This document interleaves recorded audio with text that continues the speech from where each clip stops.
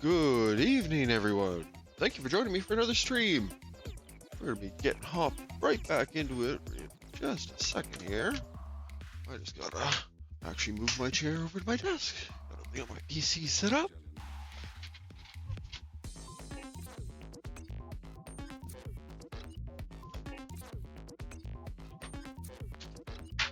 Oh, everything except for having the TV actually on. Who could have forgot that?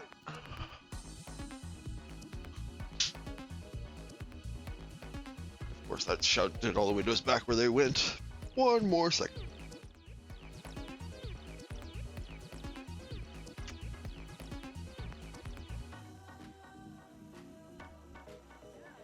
Okay. I think we got all the kinks worked out, except for the ones we want. And we go. Hey! Let's see, front and center. I have Sazabi here on a very struggling action base 1. Actually, hold on. Move this mat. Let's get crunched up.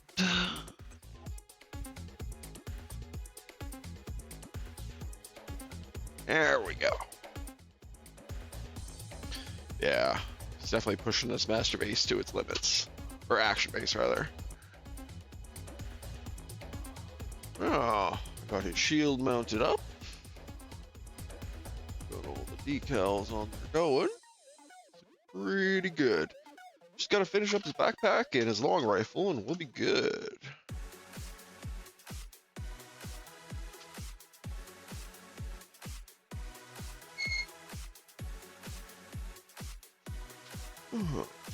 So yeah, we finished the one hangar yesterday, and we did do all the funnels thankfully last night, so I don't have to worry about doing that. That was the most tedious thing, part of these decals. So now we'll probably do the other hangar first to get warmed up. Center chest, these pieces, and the long rifle. And we had the shot cannon on, even though we're not really going to be equipping it to start. Ooh, spin. Yeah. But let's get going.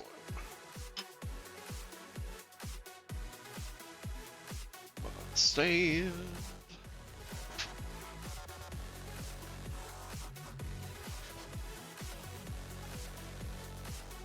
Let's get going with this other funnel hanger.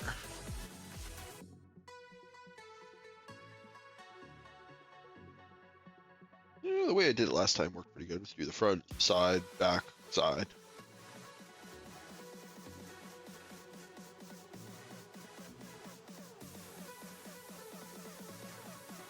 Maybe soft will grip this a bit better. Oh yeah, looks great now.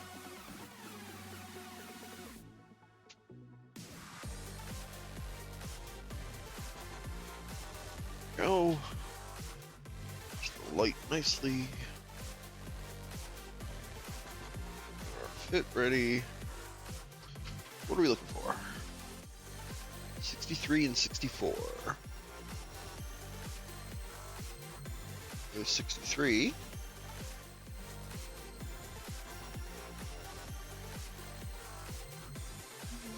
We're still on here. It is. Let's do that one first.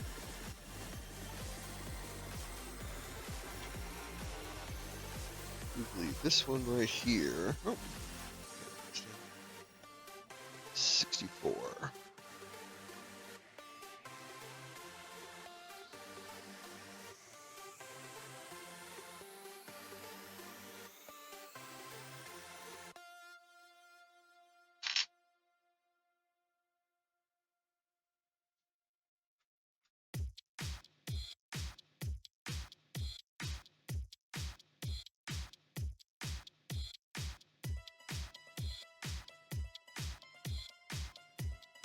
On the right side here.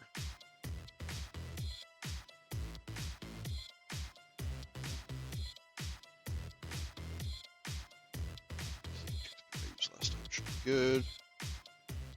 See if I've got too much debris or anything built up on it. This one isn't fast, but start to go. Let's just grab a fresh one so we don't run into any problems. got 3, but that should probably get us through tonight.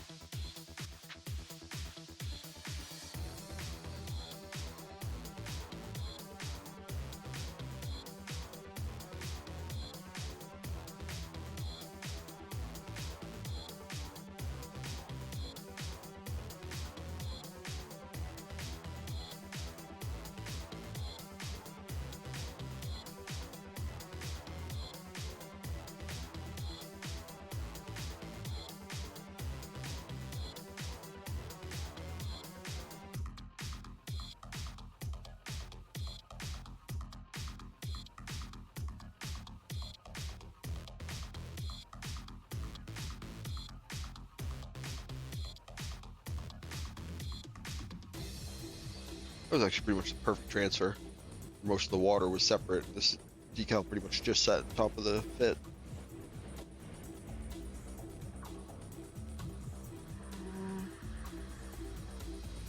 Go a little bit lower.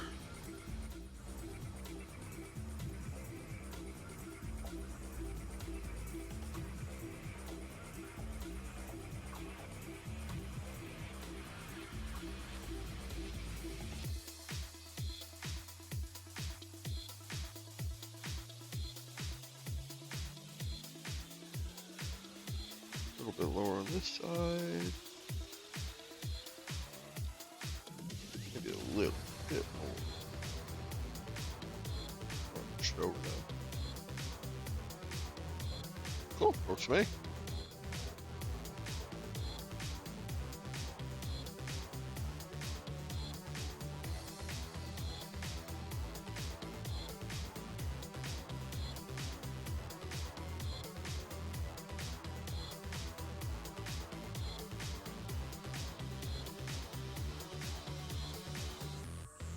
The other one.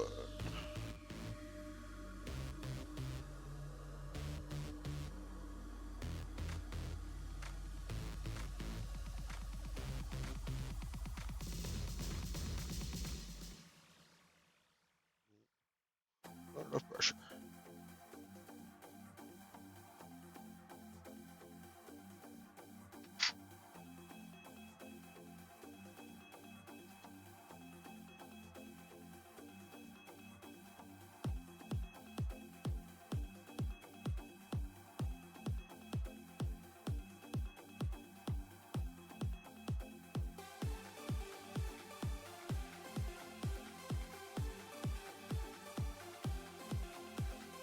Trying to hook off these little string bits.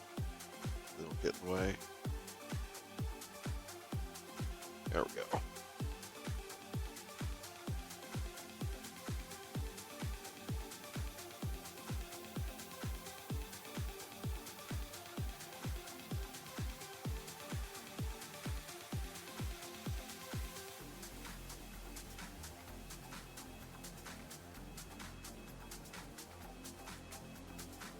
Let her soak, let her soak, let her soak.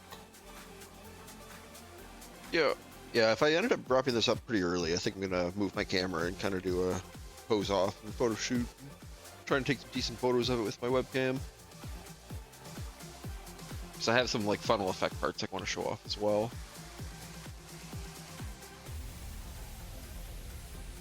Hopefully this action base is up to the task. Struggling in his current pose, but I can always reinforce it a little more.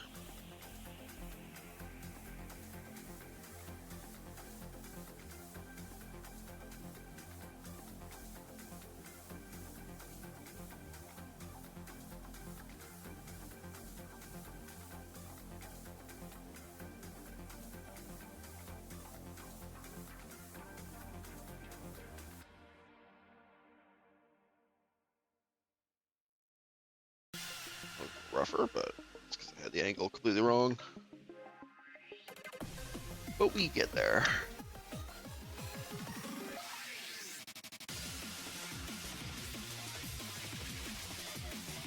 Now we have another reference point, which makes it even easier.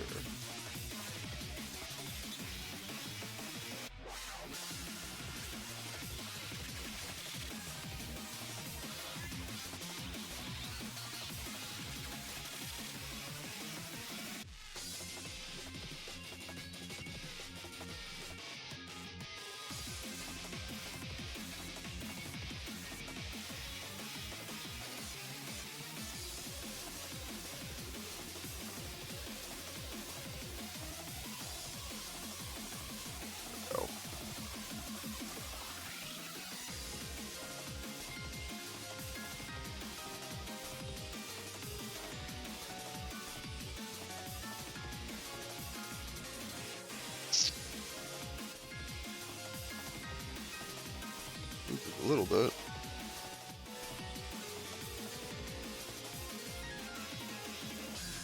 Oh, I think I managed to correct that.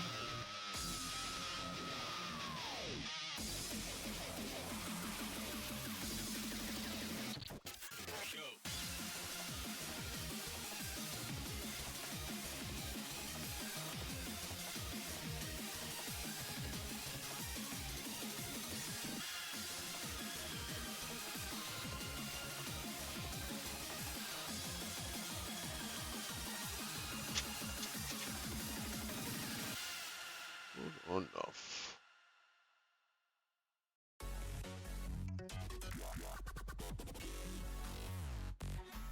Yeah, I guess I could have put him a little more close to the outside to match up the other one, but should be fine.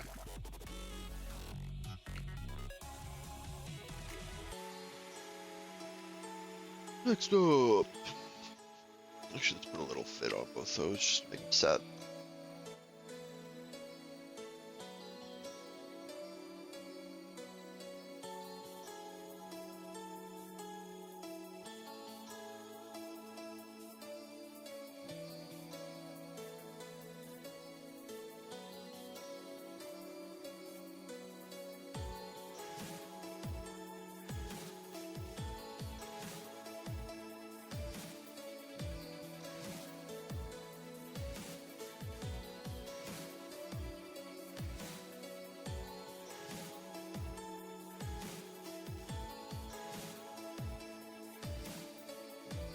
Go. Onto the side. Sure. 67, 68. In this case, this will be 68. Here's one of them. Imagine the other one's on this. Yeah, 69 there, so that means this is 68.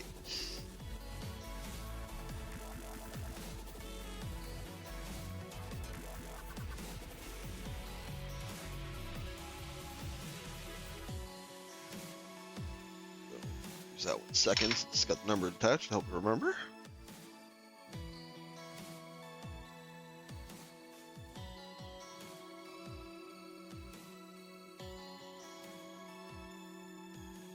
It goes in this lower quadrant. Down here, right? Yeah.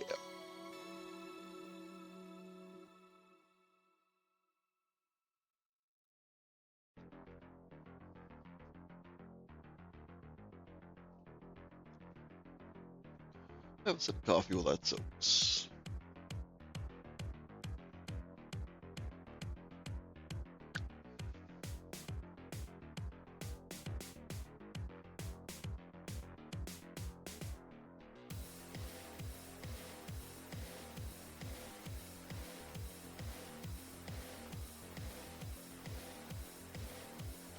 Yeah, I think I pretty much settled that my next project after this is going to be those 30-minute mission armored core kits. I really enjoyed doing the Nightfall and Steel Haze and Lagertail here.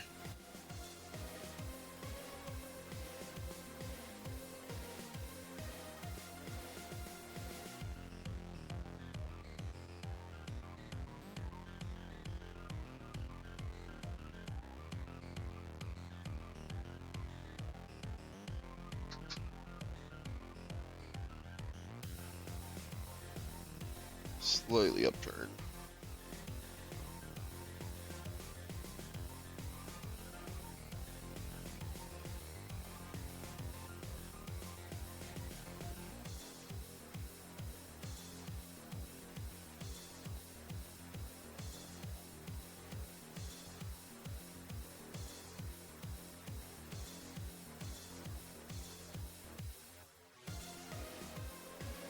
Yep, looks good.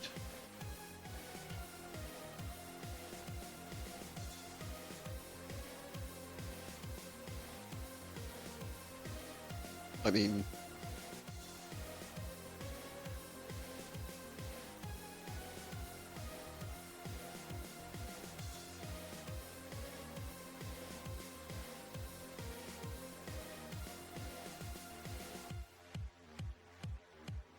nice. Other 68.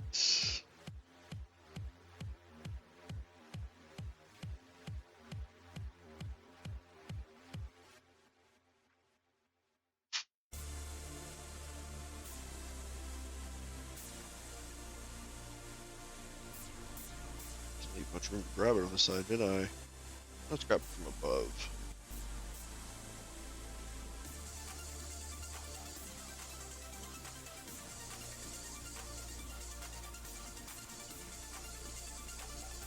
This one's going over here.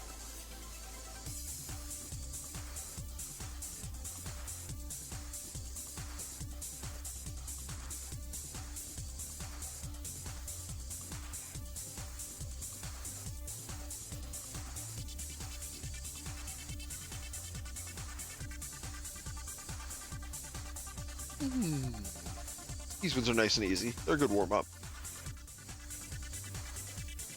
Small but relatively compact.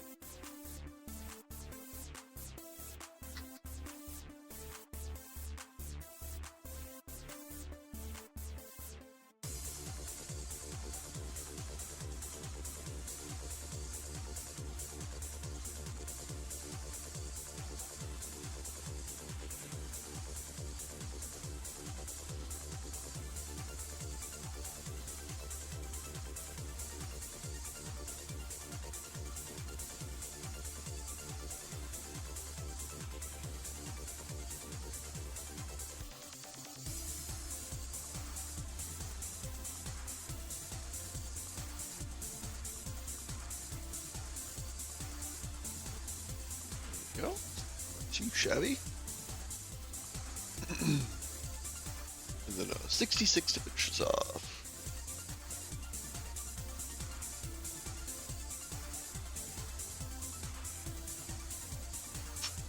The side, at least. I should be more specific.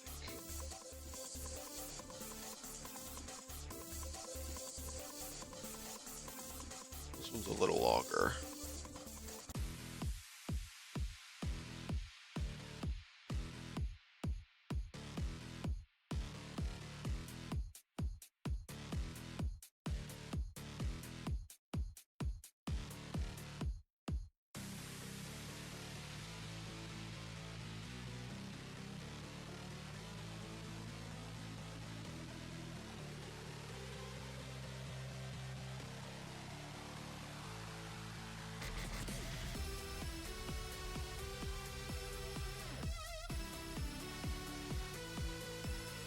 Yeah, pretty common. Pretty much just gotta get it lined up with this. Thankfully, I already have the funnels done. They're by far the most tedious part of this.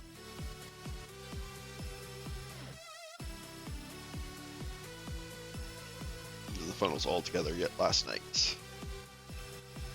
On the stream last night, that is. And still a lot of water on this one.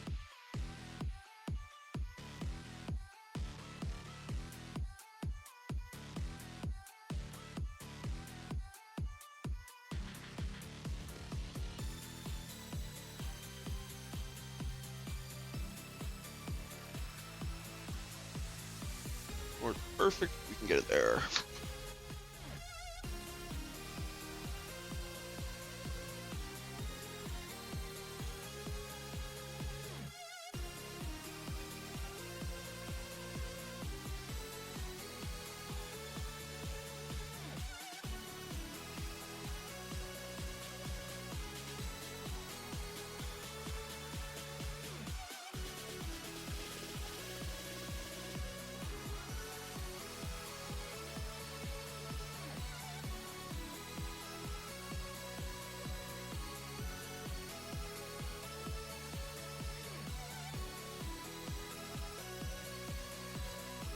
There we go.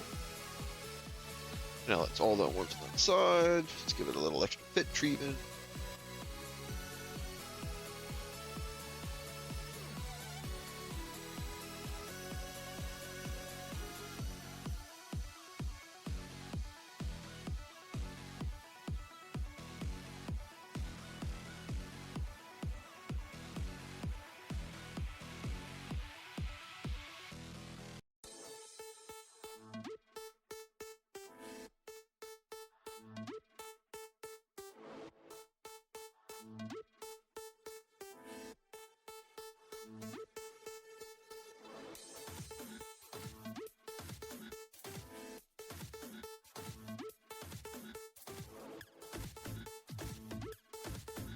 Nice. Now for the one on the back. 69. I think it's still on here. Yeah, of course it's right in the middle, so it's going to break this whole thing up.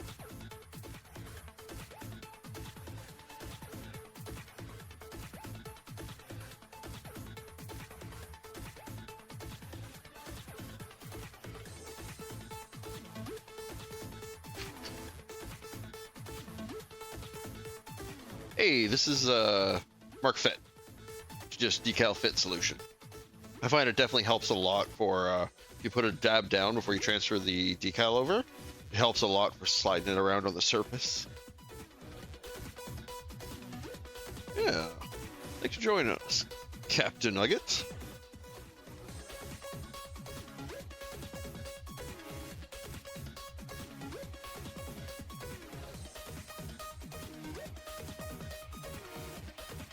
Yeah, and it's also nice for, it's not, I'm actually not 100% on what the exact differences between this and the softener, like Mark Soft. I'm assuming it's just more or less potency of it. Yeah, I'm assuming it is.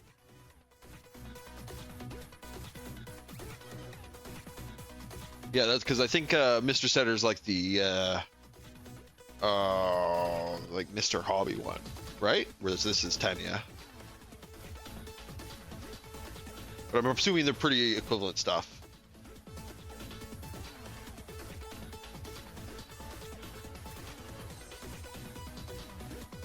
Yeah, but you pretty much used it from the start when I first started doing water slides, and I didn't really think it was making all that much a difference. But then I tried doing some without it. You can really tell.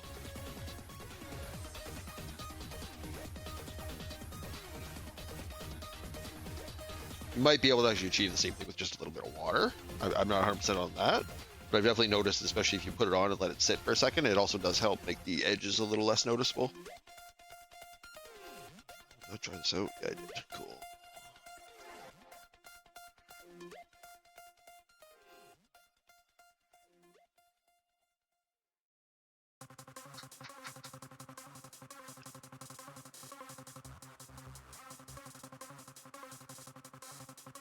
Nice. Yeah, no, as I said, it's absolutely been as I said, I used it right from the start because I had heard people highly recommend it, but I didn't really think it was doing too much, and then I tried doing it without it. It made a huge difference.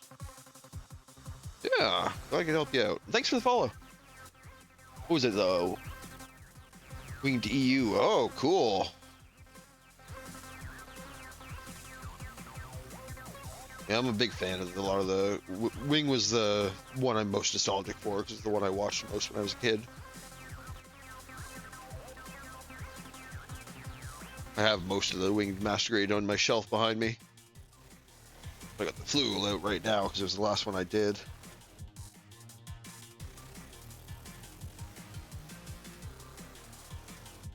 There we go. That's pretty still center, right? It's a little off.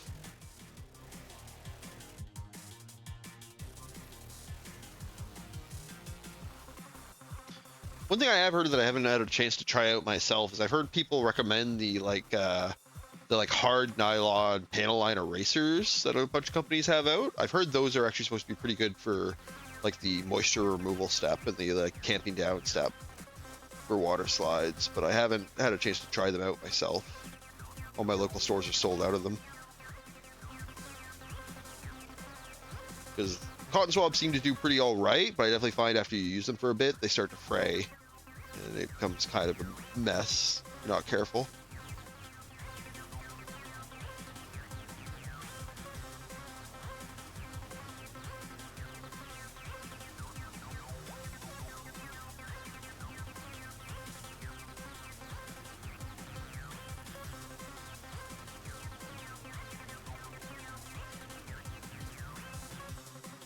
Oh, good.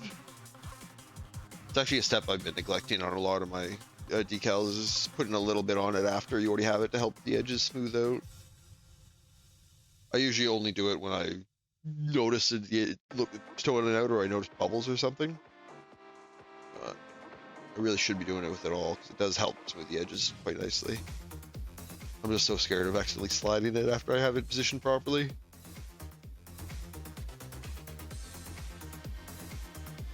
Cool.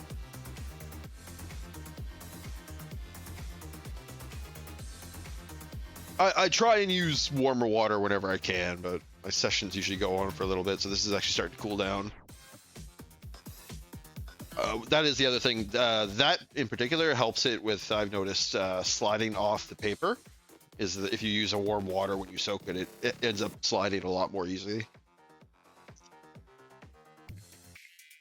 So yeah, ideally you want to use. I've been getting it basically just warm. Basically, I'm not sure if you use it like too hot of water if it can damage the decals or not. I'm not 100% on that, but I've been using fairly warm water. It seems to do the trick.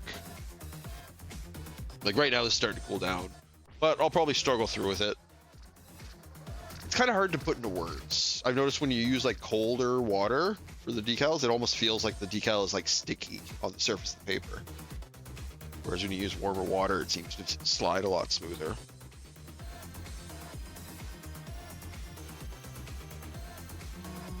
Yeah, I guess we're just going on the other side, so that'd be 67.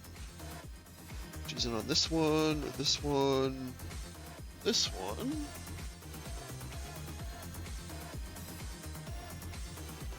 Yeah, I've been trying to change it out for warmer water every hour or so, just make it efficient, but you could probably get away with doing it every like half hour if you're doing smaller sessions.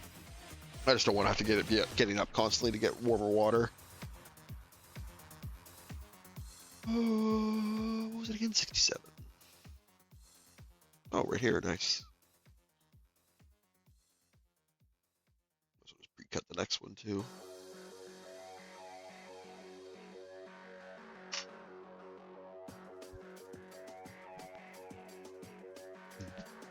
Excuse me.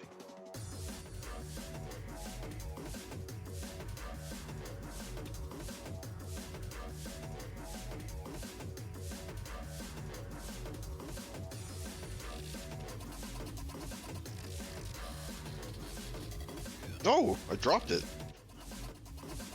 Like, what the hell? Where'd this come from? It wasn't on the tweezers. There we go.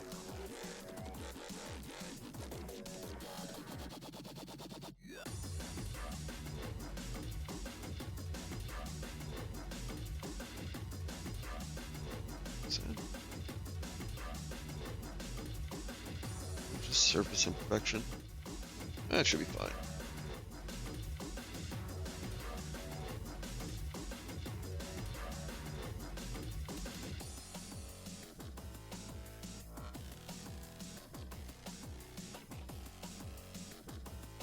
Yeah, I'm still fairly noobish at the water slides, though. I've only done the Flugel and my Eltron in the shelf behind me previously.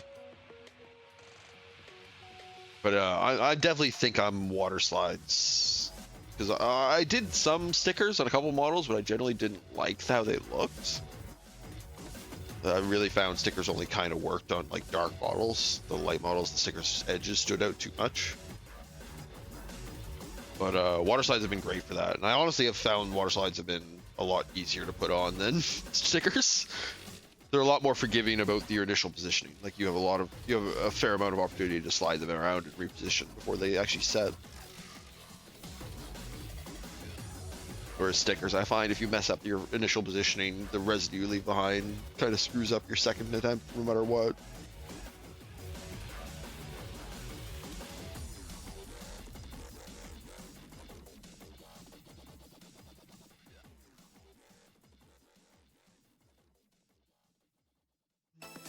Yeah, from above.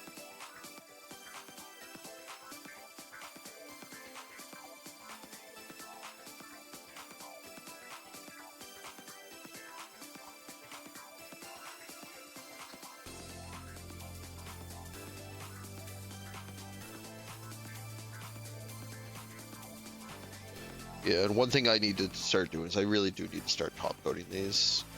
But I gotta wait till the weather warms up before I can start doing that. So for now, I'm just baby handing them and being very careful not to put pressure on the decals.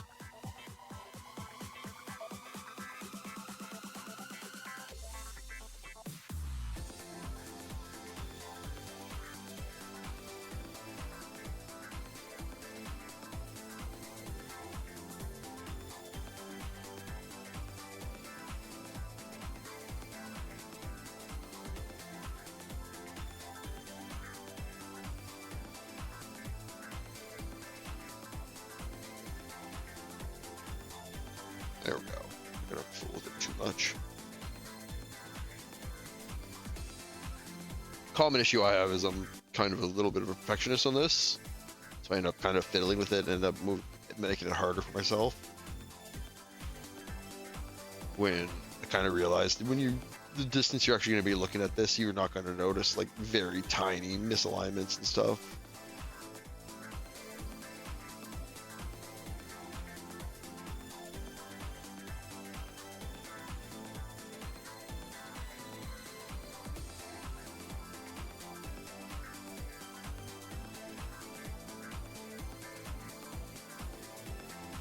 Oh, pretty good actually. I'm gonna have this one finished in like half an hour.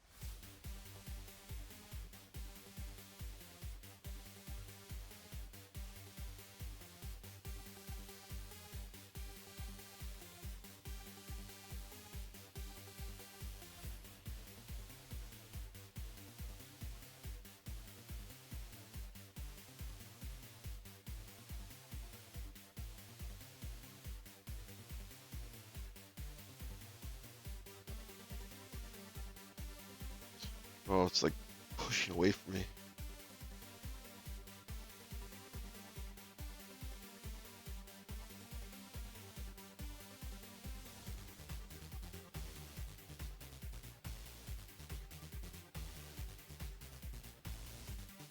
There we go.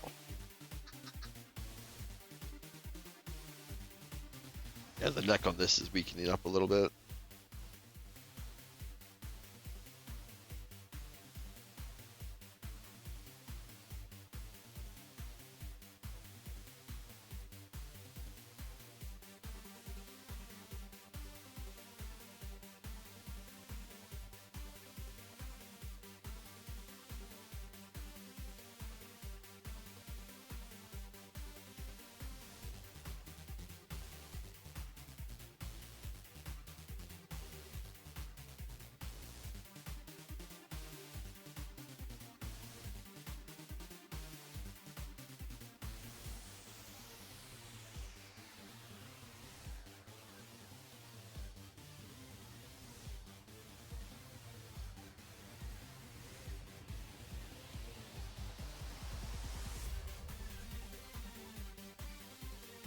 Go.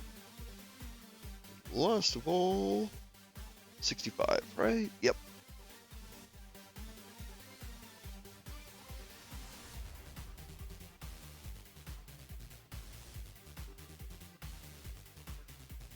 Did I slice? Oh, I did. I sliced through the decal above it. That's what I get for being slightly careless. Oh well, it's just one tiny bit of the line there.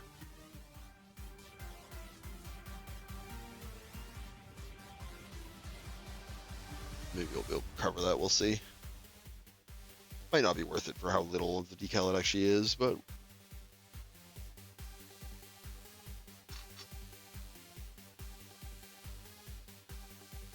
let's go check something. Floor keyboard.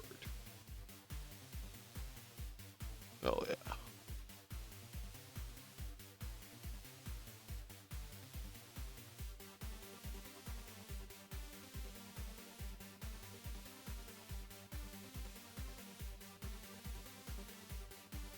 Oh, okay, yeah.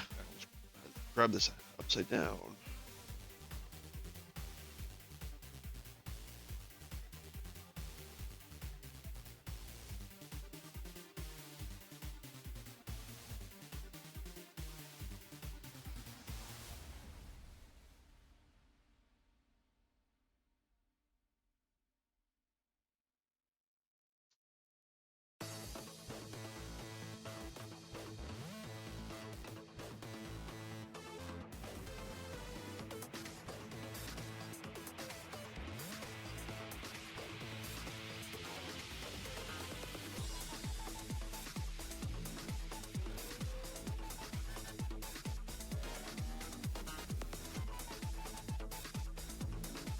Yeah, one thing I noticed with the cold versus warm water too, you can get the same effect from the cold water. You just have to let it soak quite a bit longer than with warm water.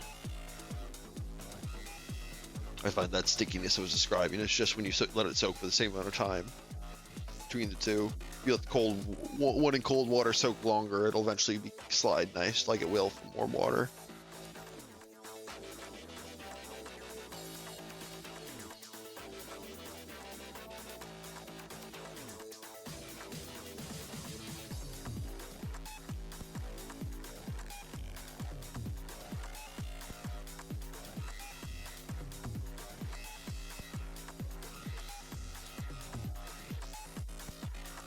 It's gonna be difficult, I can tell.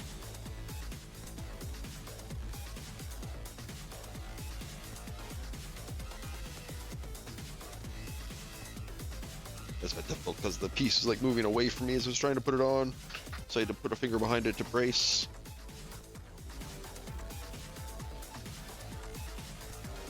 Ideally, I'll eventually get a nice little vise setup, but for now, this is working.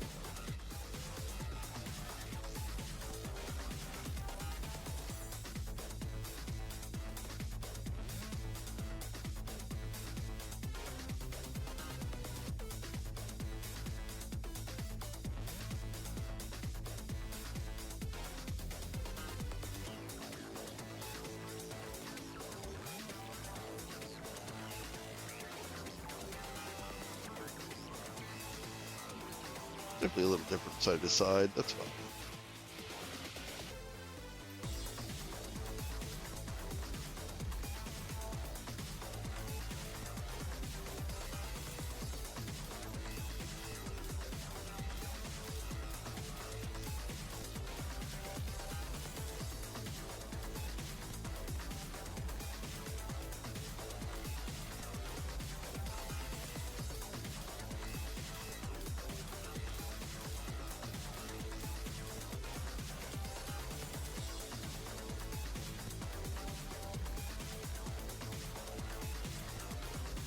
Cool.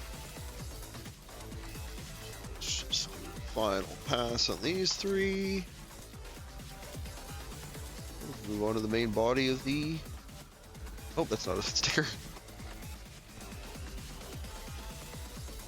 I actually should bump that up pretty quick. I'm not sure this will react to that marker.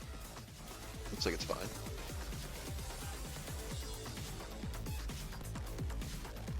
Let it soak a little bit.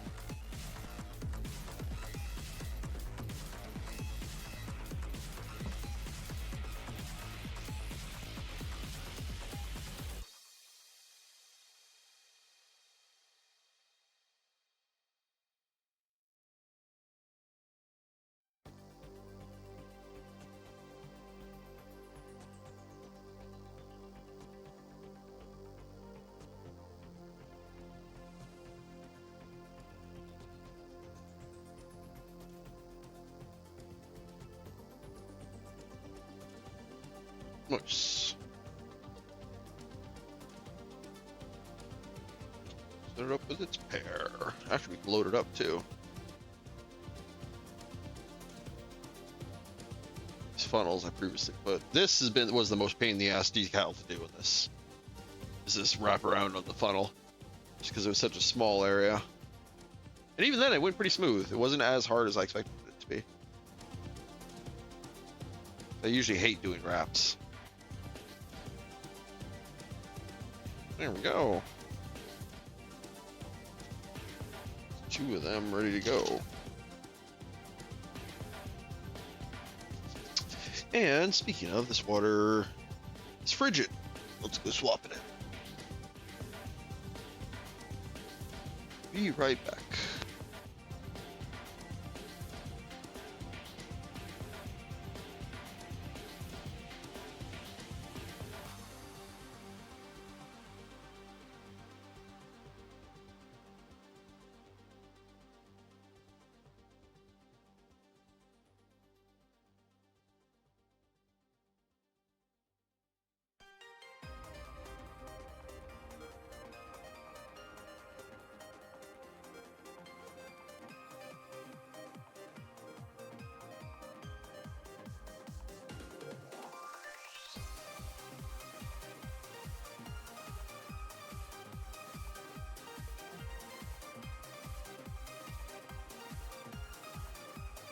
Yeah, it was definitely awkward, but it ended up being not too bad just because I ended up holding the funnel sideways like this and grabbing the decal right in the center here and kind of sliding one end off, and gravity would kind of help wrap it around, and then slide the other side off and it would wrap around the other way.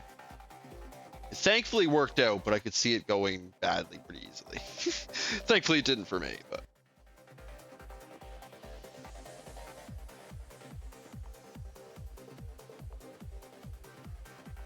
those are the two hardest ones I found, are like really long, skinny ones that you have to wrap around a surface. And I just did this. This one stressed the hell out of me. The huge surface decals, like the front of the shield and like this big guy here, just because it's so hard to move the whole thing around the surface smoothly without creating wrinkles. But it went pretty okay, I think. As you can see, it's slightly off center. That's because as I said, I got it down and I wasn't going to fiddle with it too much more because I was afraid of ruining it. But overall, I've been very happy with my water slide experience so far. Okay, on to the main backpack. Thank you. Which, probably just need to take this other nib off. Oh, actually, let's put both nibs back on and just grab it by one of these platforms down here.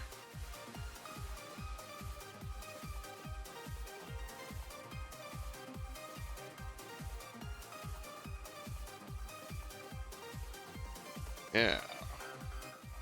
Pretty good grip. Should grip on the side. So brace against that as well. Nice. But actually, you know what? Since I'm doing that, let's swap this for another one that's heads on there a little tighter. You got a good connection.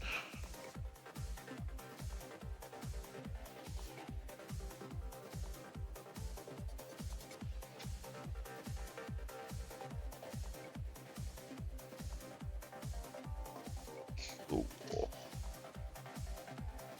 So for the backpack, there's two on either side. 1, 2, 1, 2. And 2 here, 2 here. 2 up here. Any on top? Nope, none on top. Cool. Okay, that's not too bad then. How do we want to do this? Let's do the sides last. We'll go across the face and then we'll do the sides after.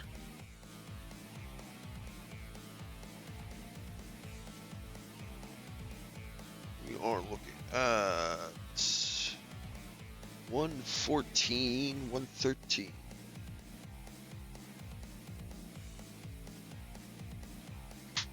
Must be all these ones down here, yeah.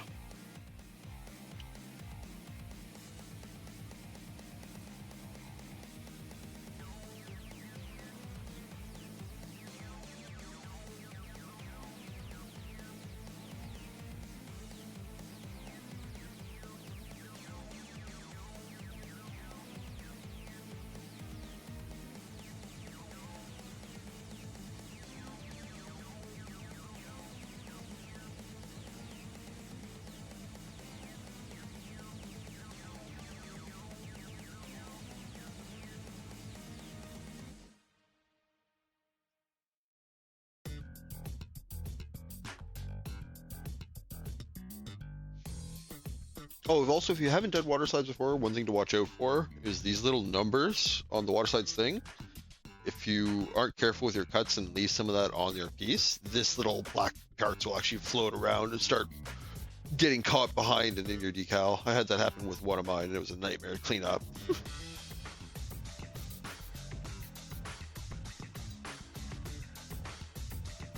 was something I learned very quickly not to do.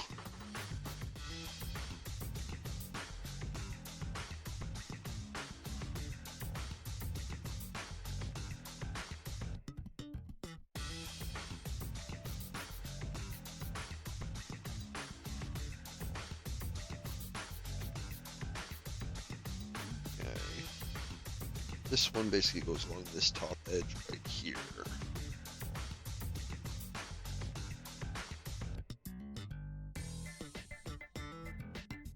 Nice.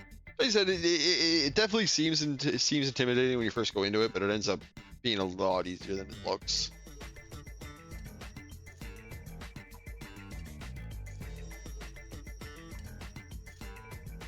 Yeah, and it's if you do get some of this stuff, it helps a lot. Like when if you are repositioning it around the piece, and you find it starting to get harder and harder to push around, you can always just dab it with a little more of this, and it'll help it slide again just as good.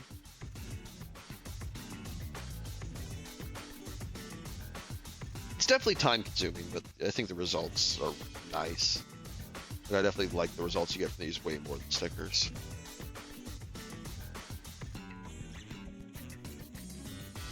It does make me curious to try some third-party decals too, because I've only ever done the ones that have come with my kids, all the official Bandai ones. I heard generally they're not as good as how the third-party ones are in terms of handling. It's a little weak.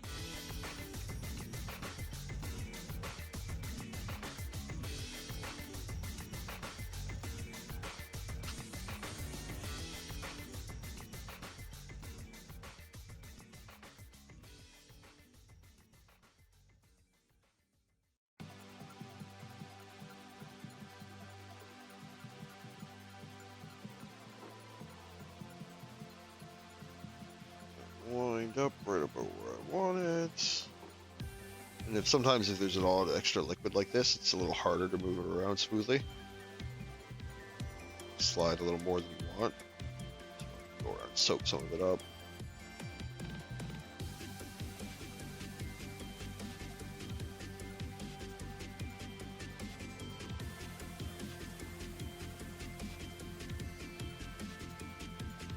Oh, that's good.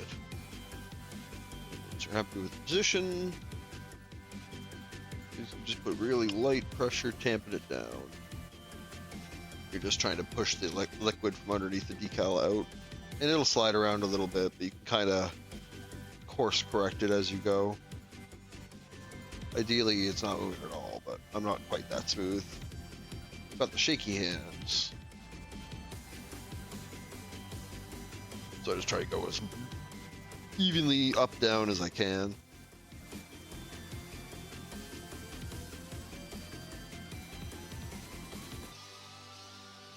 Nice. Looks pretty good. Next up, the lower one, which is 118, 117. We're going to be looking for 117. This little guy.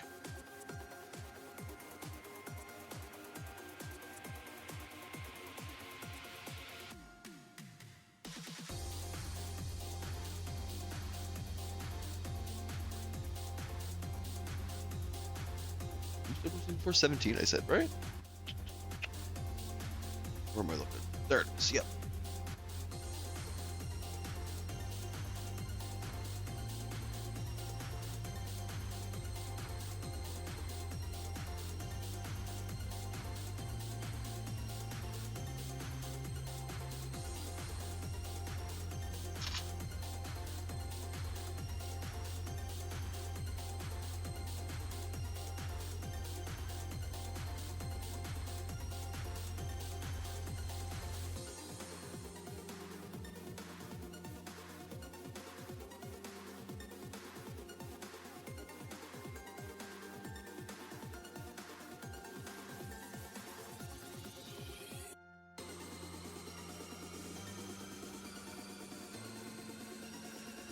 Oh, it's got lots of coffee. Gotta drink this before it gets cold.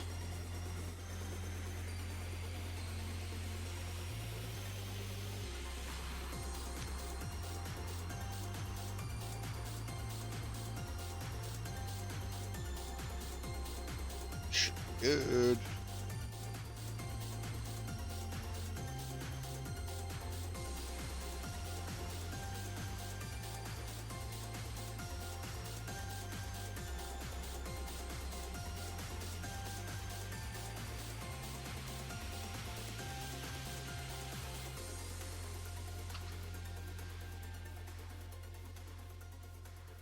I had a flash there for a second where I thought this whole thing was upside down.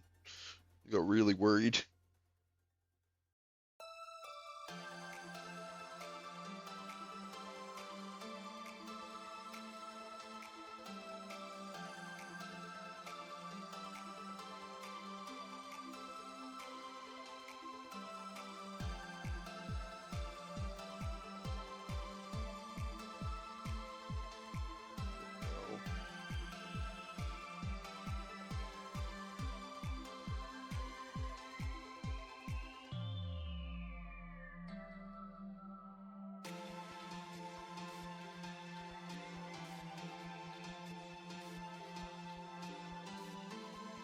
Oh, see, this one was. Oh, yeah. See, that one was starting to slide after it was already mostly set. So I just apply a little bit more of this. Give it a second to absorb. Remove the excess. And it should slide again. Might have to prod it a bit and get it moving. There we go.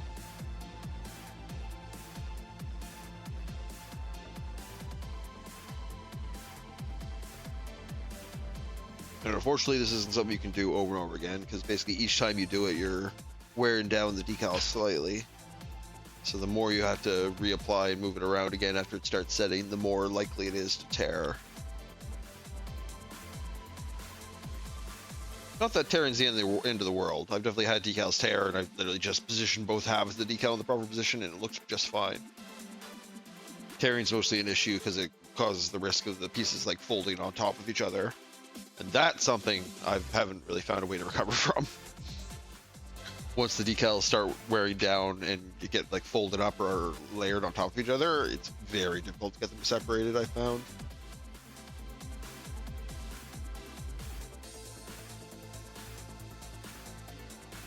Yeah, actually on this guy, that's the one failed decal I have on this guy. Is right here on the shoulder piece. There, the decal on the bottom here. That's not the decal it's supposed to have. It's supposed to have a decal like this, right there. But I did one side fine, and I was doing the other side, and it got folded up and bunched up, and I couldn't undo it. So I ended up going through my old decals I had for my tail geese, and I had a pair of these, so I just did those on there instead. That's a nice thing, is a lot of these kits come with lots of extra decals, so if you end up screwing ones up, you can usually replace it with another.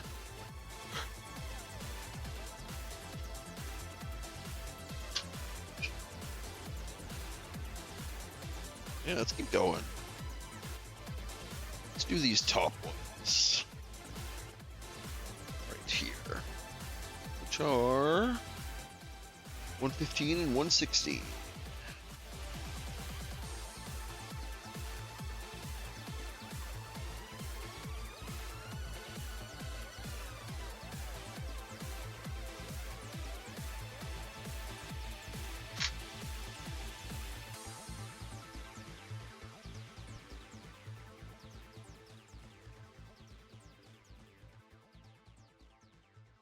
Orientation correct. Yeah, like that.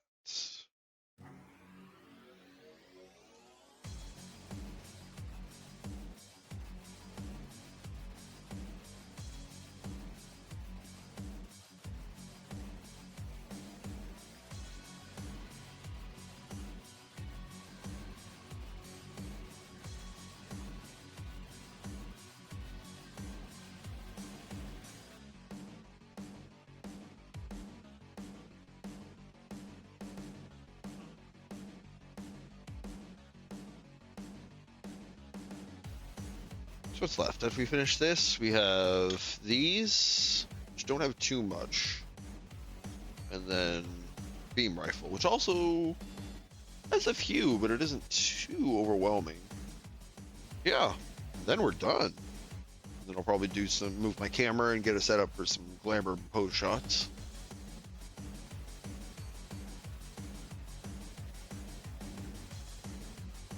So yeah, I want to show off those funnel effects.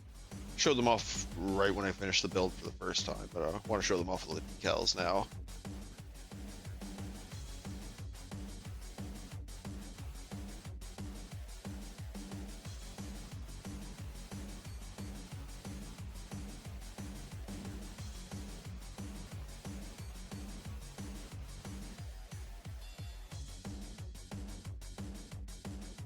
Get off there.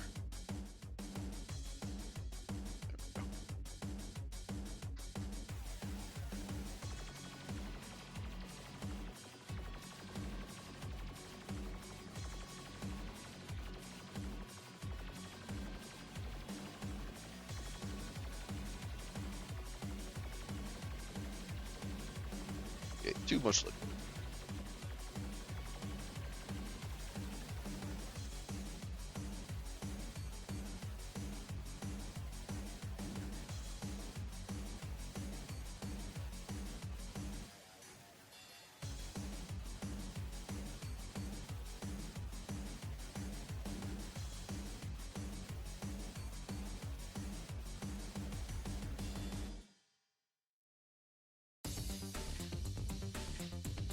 I think that should be good.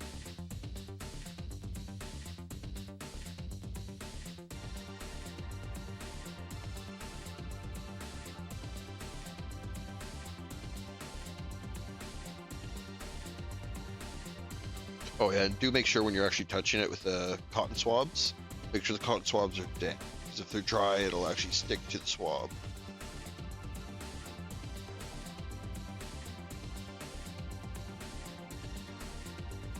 Doesn't need to be soaking, obviously, but if it's completely dry, it'll actually like static attract the decal away from the surface in a really annoying way.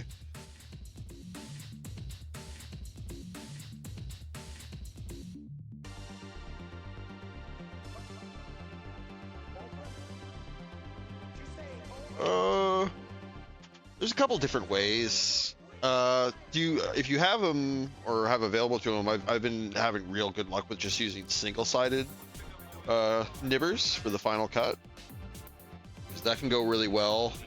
Other than that, I'm not as good at this method, but you can get, if you have like sanding sponges or even I think just regular sandpaper or sanding sticks will work. I'm not as good at this as I've seen some people get at it, but if you just do a workup from like a really low, like low grit, like 200, 400 grit sandpaper, and just go up a couple hundred until you're eventually doing like a 2000, 4000, you can actually get them pretty clean that way. But honestly, the best luck I've had is just, I got this really nice set of single side nippers, and these have been amazing for cleaning up nubs. Other than that, because I have those single-sided, I definitely always do like a 2-cut method, where I do a first cut kind of farther away from the piece, and then once the piece is off the sprue, then I go in for a closer cleanup cut. Yeah, but other than that, that's probably my like. I realize these aren't like price feasible at all, because these are insanely expensive. I only bought them because they were on like sale for like 40% off. But yeah, other than that, I think I've seen people use the like buff up method, where they just start from a fairly low grit sandpaper or sanding sponge and then work their way up. Like if eventually you can also get like a glass file, or you can get fairly high grit ones of those that are really nice for polishing and getting the last little bits of the discoloration to go away.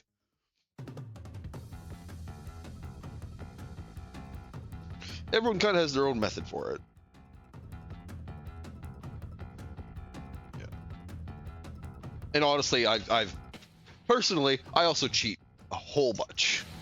because especially on like dark red colors like this and like black pieces, it's really hard not to have like discoloration from nubs show up. So I often just grab like a marker and mark over it. Like, let me see if I can grab an actual example on here. I think the toes have a pretty good example of this. But yeah, it's kind of hard. I'm not gonna bother because going into it. But if you look real close on my bottles, you'll see a couple spots where there's a slightly different color than the surrounding plastic, and that's because I just went over the nub, the discoloration from the nub with a marker.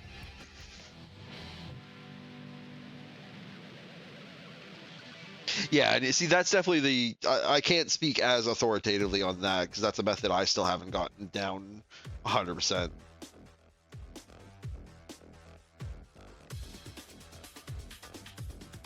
But I've seen other people do it to great success.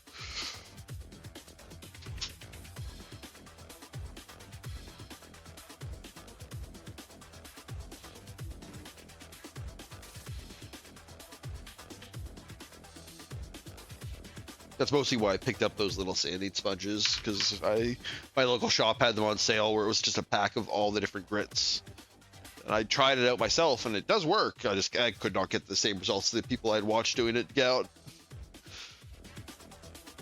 But I assume that's just because they were better at it than I am.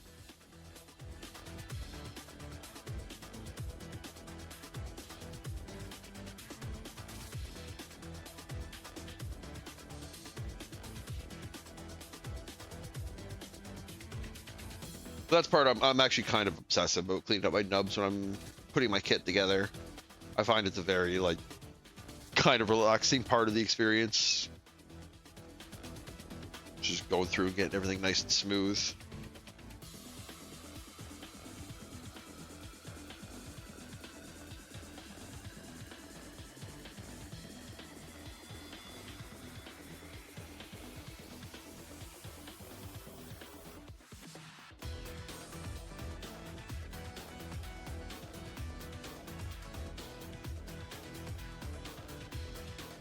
Okay, so we got this one on here. There's 2 more here, and then 2 on each side. This guy will be done.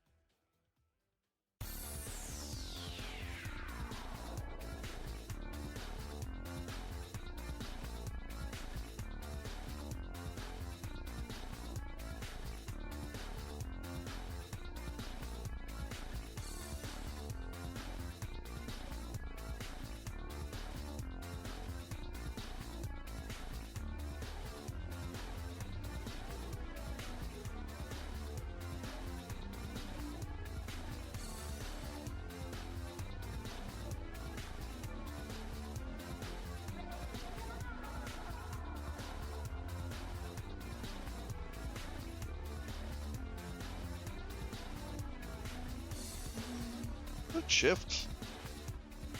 I don't think so. I think you're just playing tricks on me.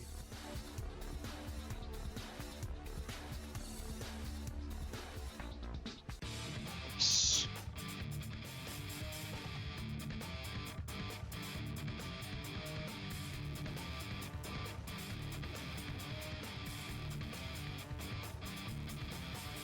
Copy.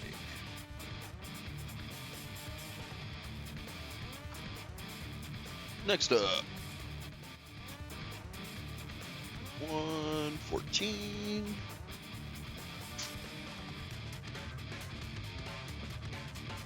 Yeah, this kit was definitely probably the most like ambitious. Ambitious isn't necessarily the right term, but the most like complex and intricate kit I've done so far. Definitely think I'm gonna do a simpler kit for my next one. Because it's fun doing a big build, but it just takes so long to get the finished product.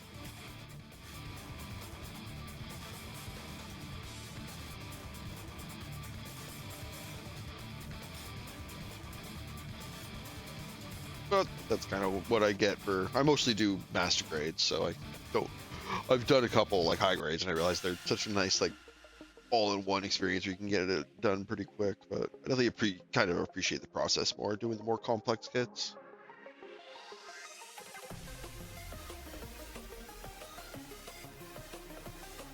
That being said, I don't think I'll ever really take the plunge to do some of the huge, like, perfect grade Unleashed kits that seem like they take people weeks and weeks.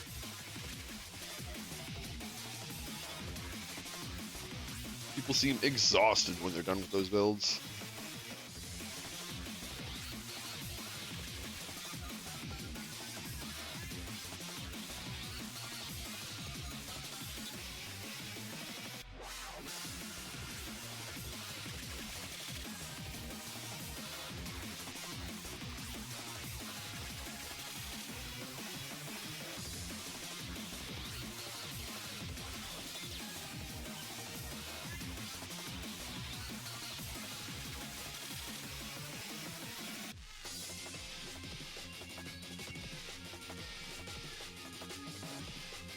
Oh yeah? Any in particular? I've still been keeping my eye out to see if I can ever get an aerial dominator on sale.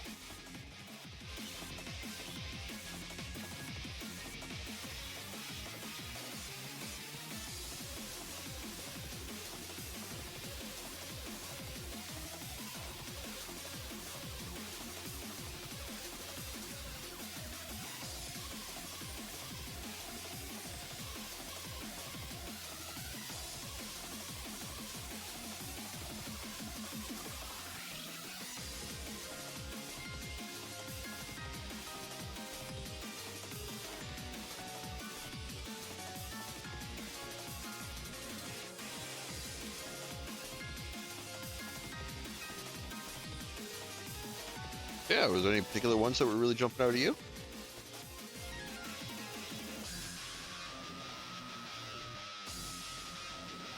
I definitely have very limited experience with like third-party kits. Still haven't really built one myself. Oh, we got a slider.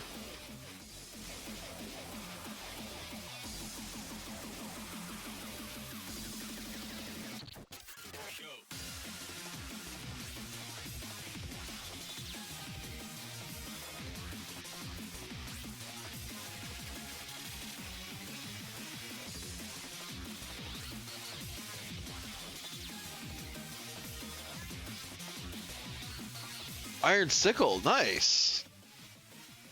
Oh yeah, no, the independent is the actual like original design third-party kits are great. From what I've seen, even if the like better versions of the Bandai ones are the ones that definitely get attention more.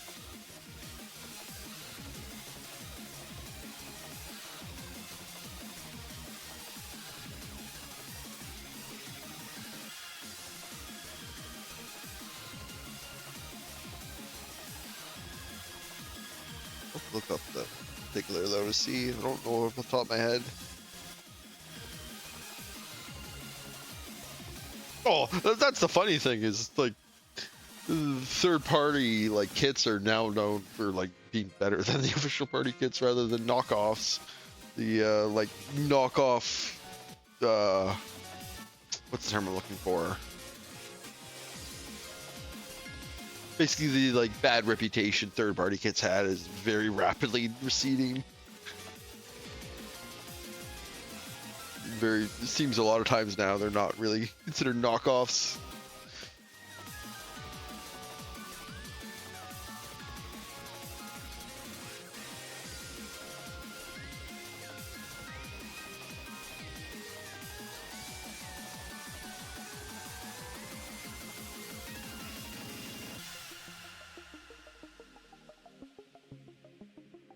Oh, competition is a good thing. Hopefully it'll encourage them to make their kits better.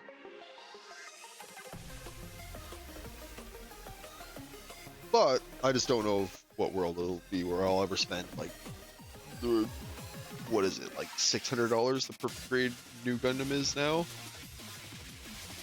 It's just a little. There's a lot of things I'll be spending money on before I be spending it on that.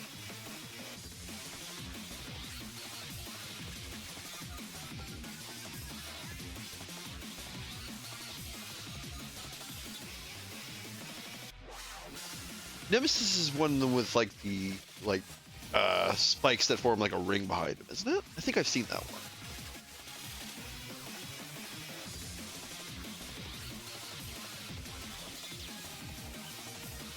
Yeah, that was definitely pretty complicated too.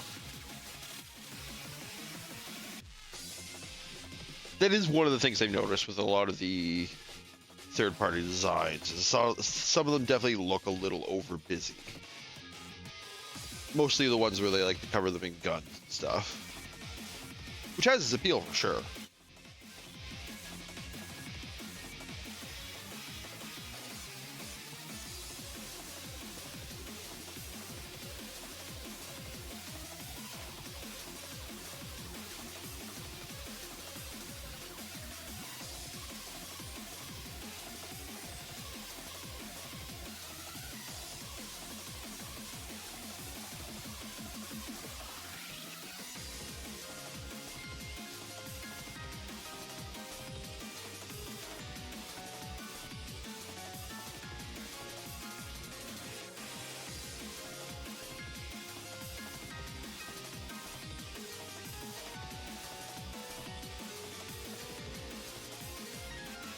Honestly, I'm pretty happy with that edition.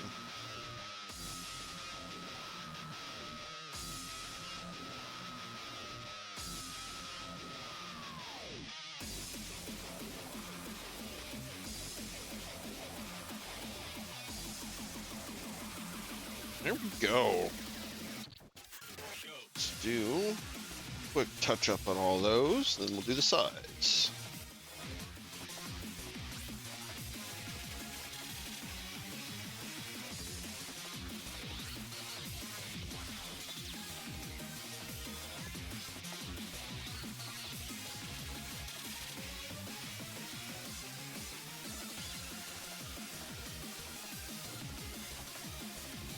Go. Looks like so. Nice. I gotta let me. I don't want to let this soak too much. Hold on a second here. Let me get this tamped up, and then I'll take a peek, see what that one looks like.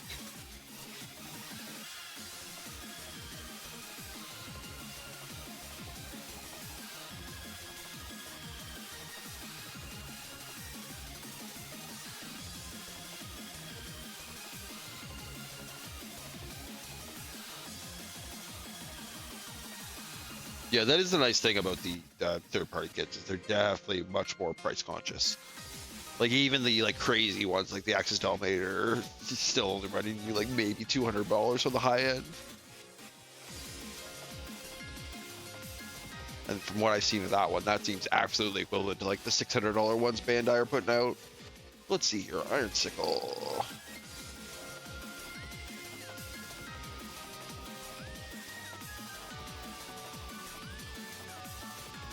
Oh yeah, that one looks pretty goddamn clean.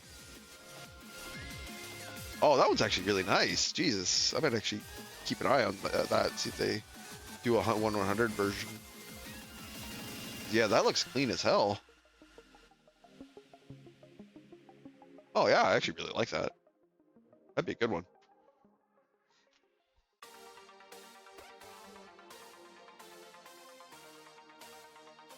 Ooh, let's do our end pieces.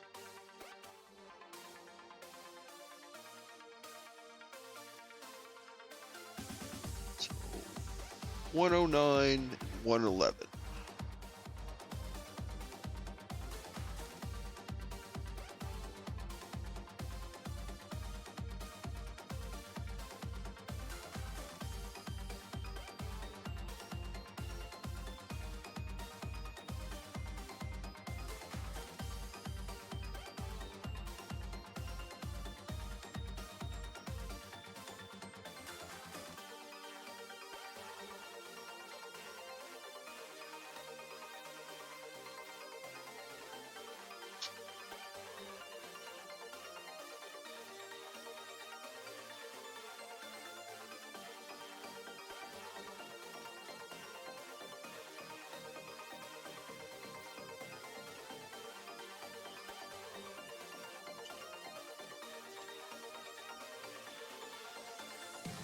Okay, so it's basically right where this angle change occurs, where this one goes.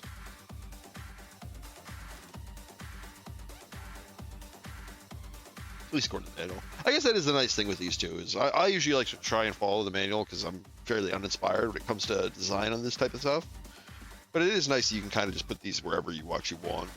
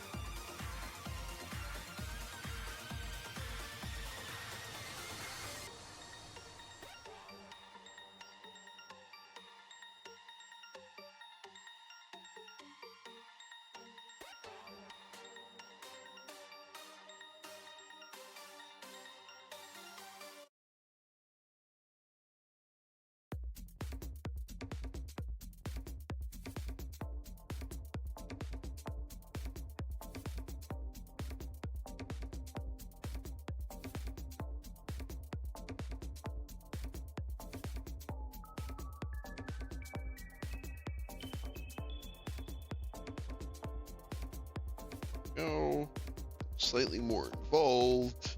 109.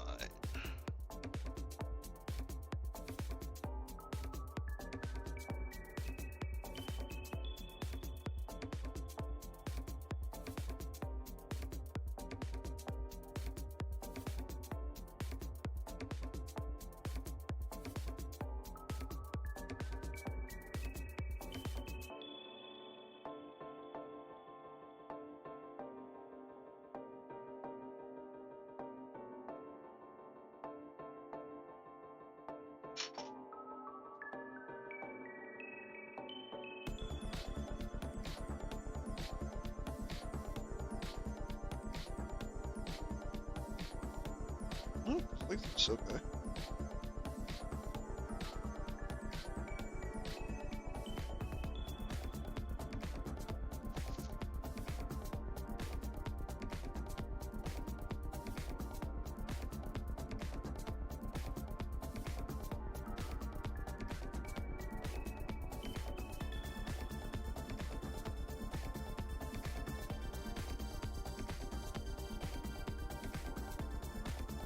Hate when I do that. When I just looked over and I was just hovering the decal above the water, thinking I was soaked in it.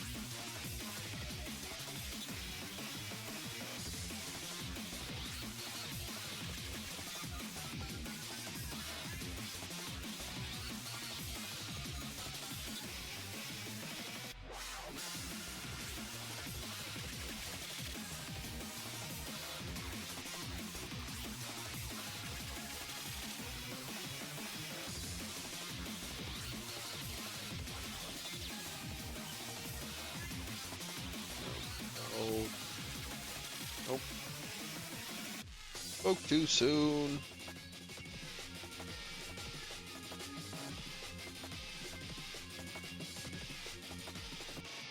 Hopefully I can recover.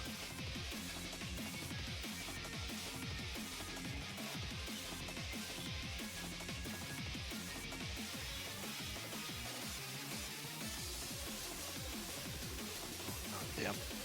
Making a mess of this. Recovery.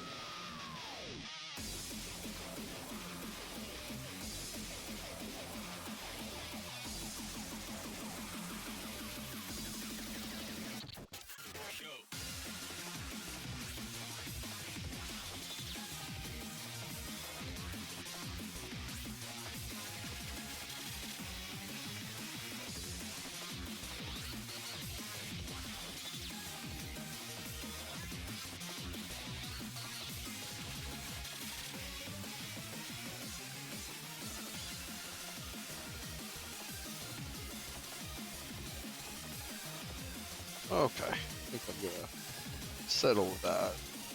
Messing with it too much more, it's just gonna cause more issues.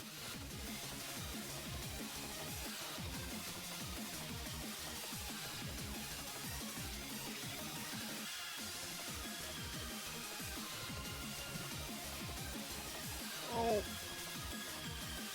finishing coat, wrong terminology, but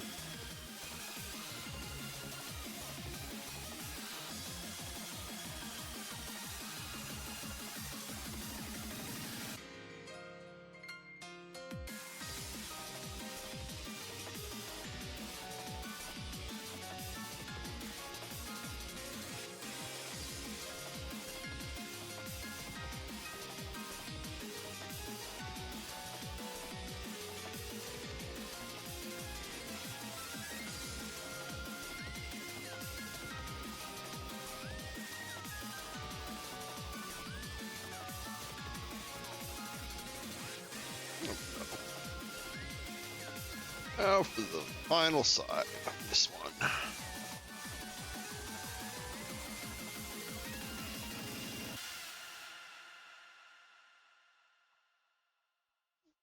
Let me guess, 51? Nope. You're a orphan. What number is it? 112, I guess.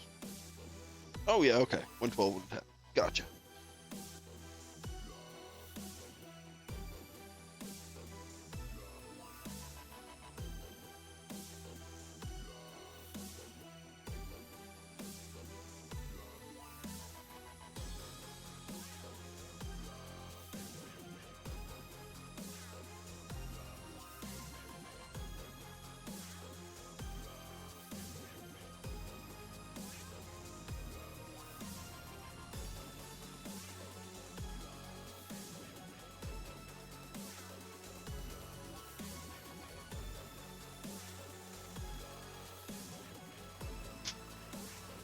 I'm really getting down to it now.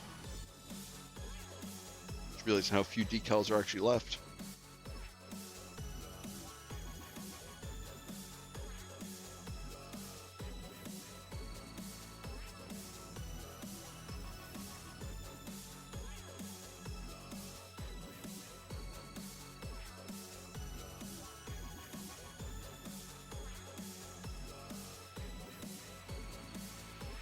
Be gone. Perfect. See, I don't think these have too much. These have a sticker up here and 3 around this bottom part.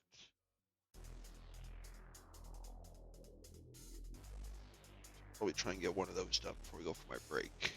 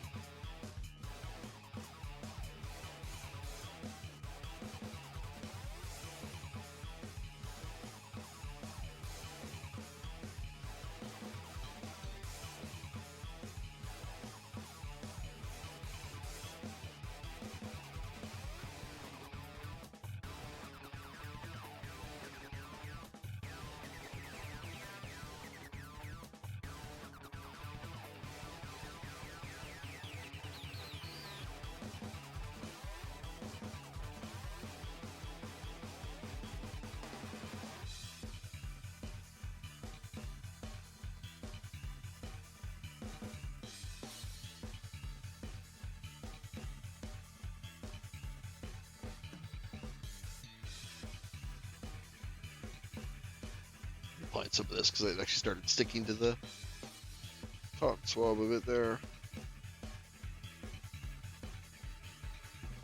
Reposition.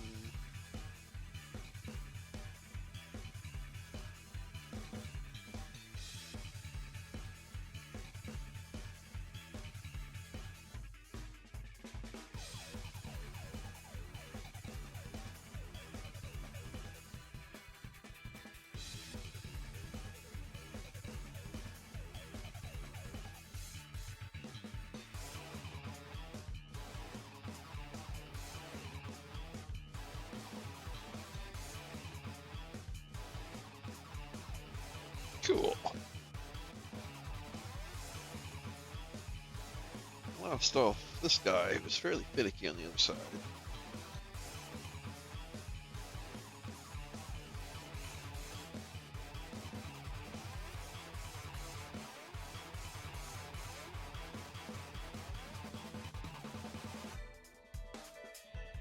Let's give it a little extra time to soak. Hopefully that'll fix it.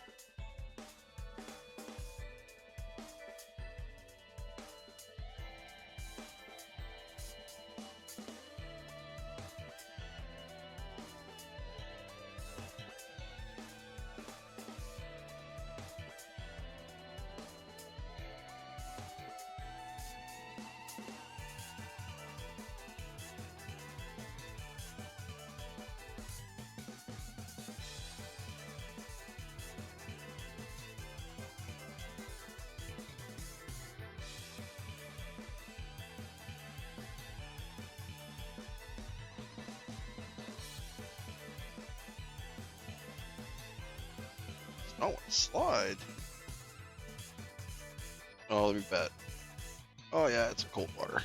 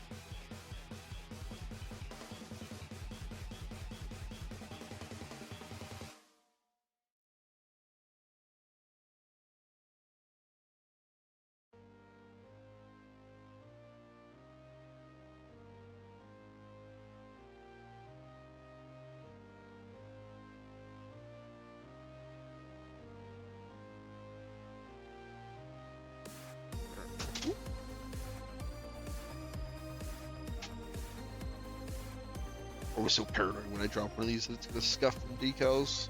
So I'm not top coating.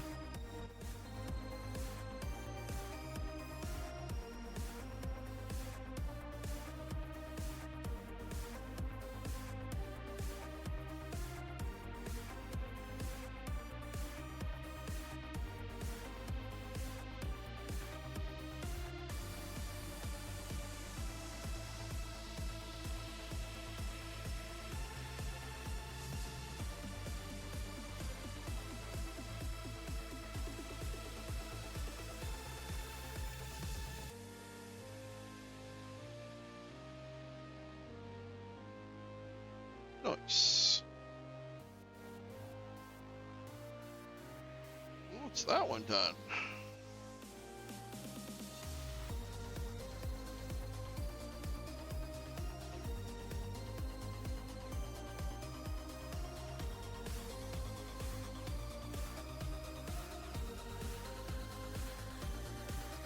Goofy.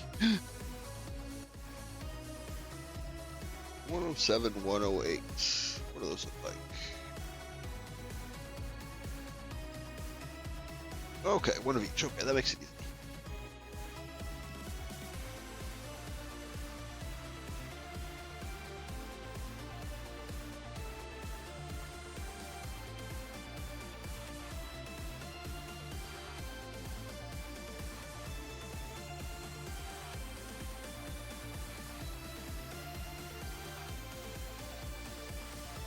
Okay, so we have to decide which of these is going to be right, which one to be left. So let's call this one left.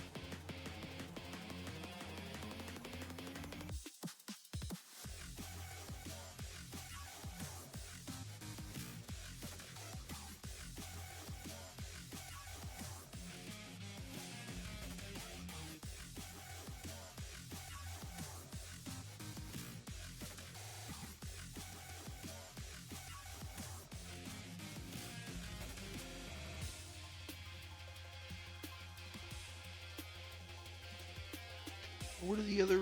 So there's right down here. Oh, there's marks. Oh, that's sick. Okay, I was about to say I'm gonna have to line these up myself, but there's actually marks on there. Separate where the three separate pieces wrap around. Not that you can see any of that on camera, 'cause it's black on black, but.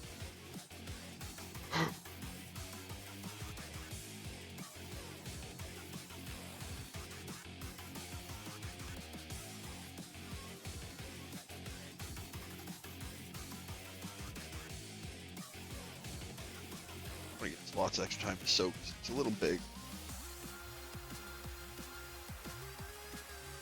And the water's getting a little cool. But I'm trying to get to my break before I need to refill.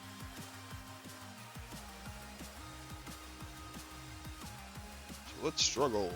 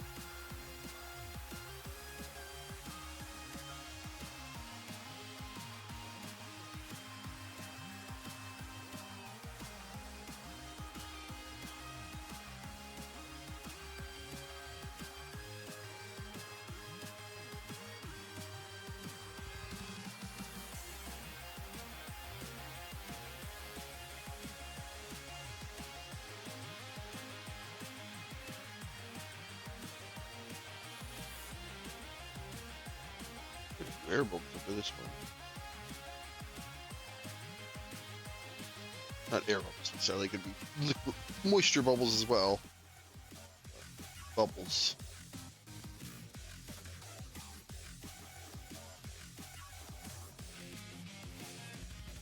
But I think we got them all.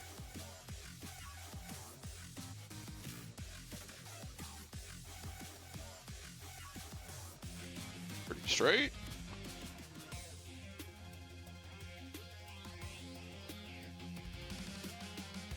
Okay, now these ones are going around here.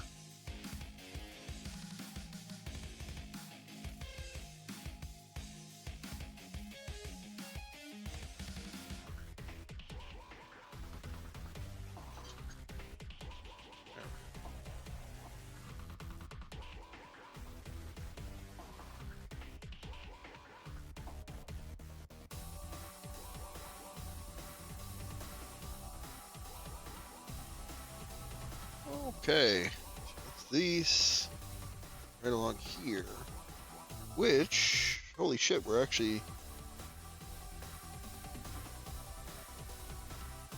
cut off some dead weight here.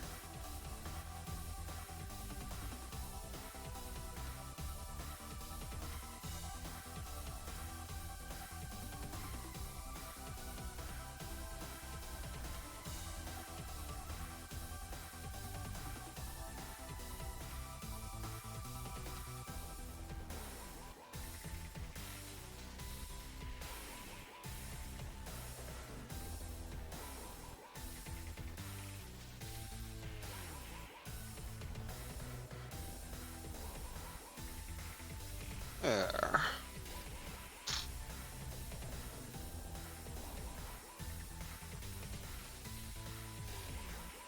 So these are the ones we're going to want to wrap around.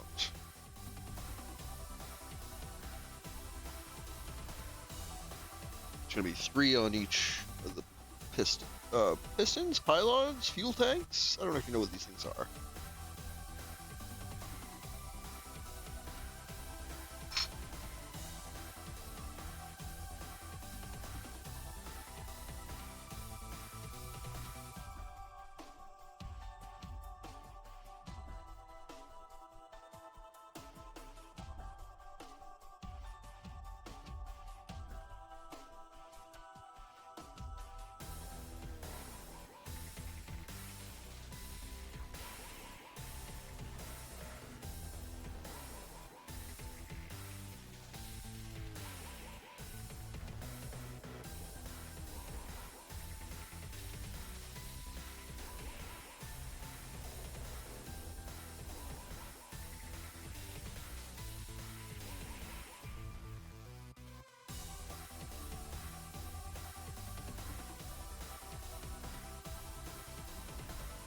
Ooh, excuse me.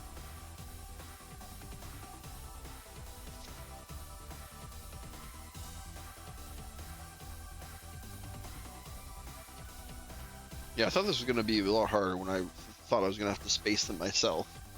But there's actually little marks to indicate where the ends of each one can go.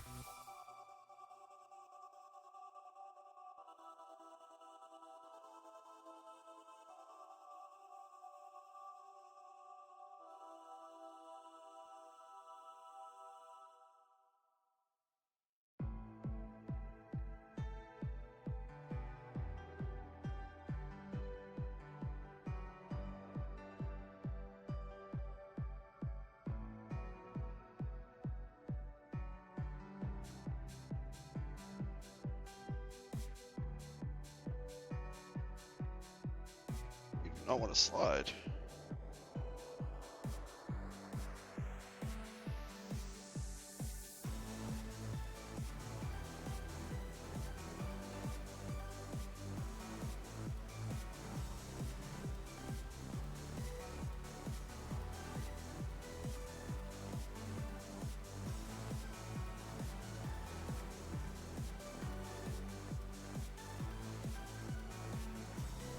Step number 2.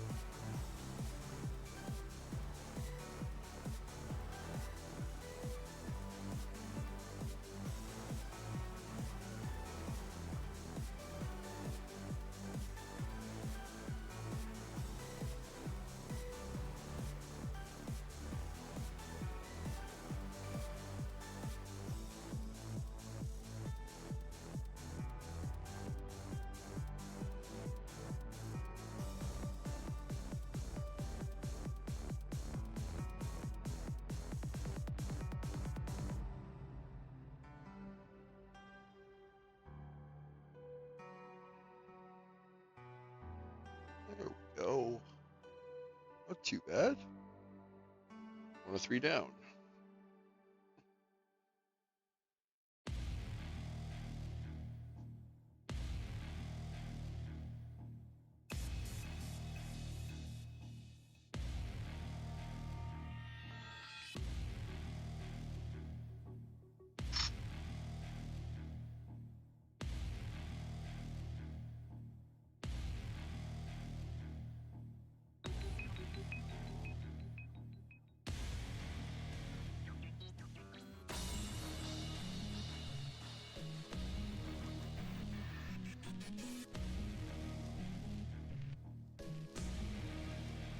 Lots extra time to soak. What do we got? 10 minutes before we break usually?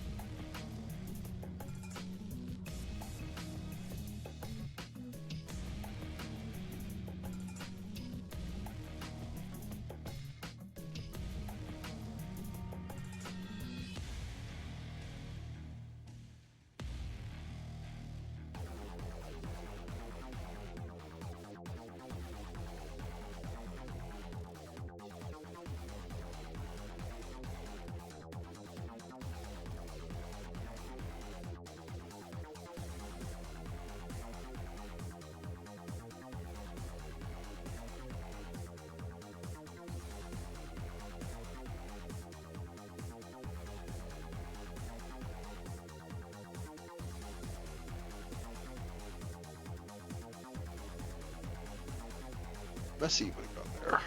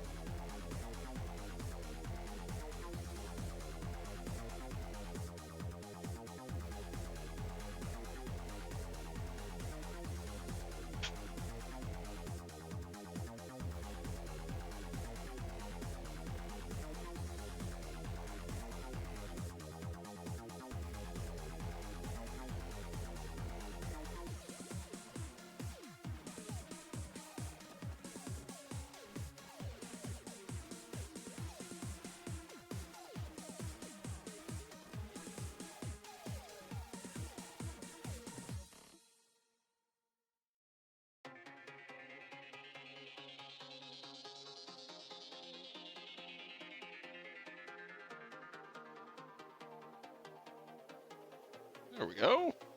2 down, 1 left to go.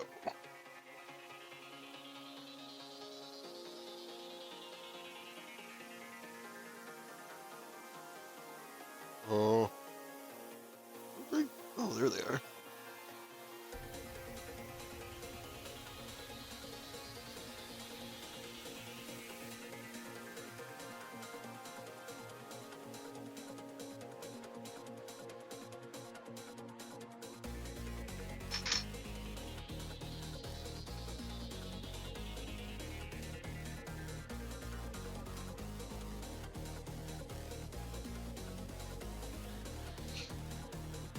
I'd almost forgotten my own trick I had come up with for these long skinny pieces.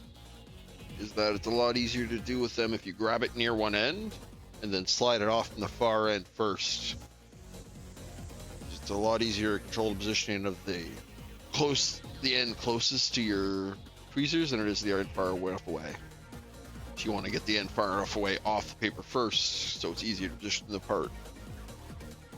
Here, you can basically take this end off, kind of stick it to the surface, and then use the end you have more control over to position it properly. Do a real bad job putting in that words, I'm realizing.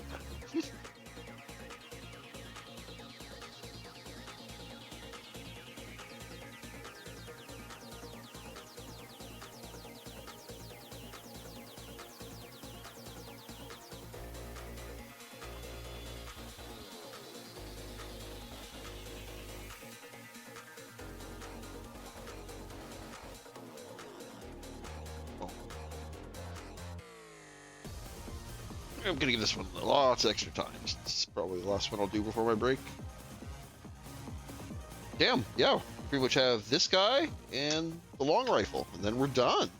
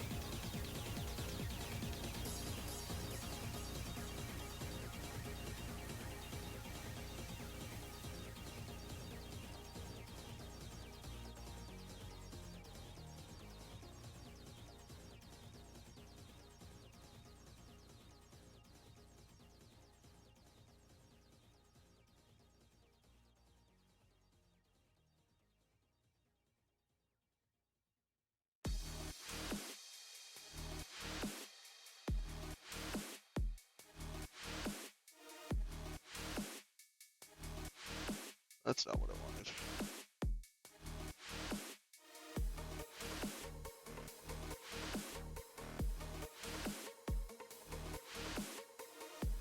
Little too much downforce.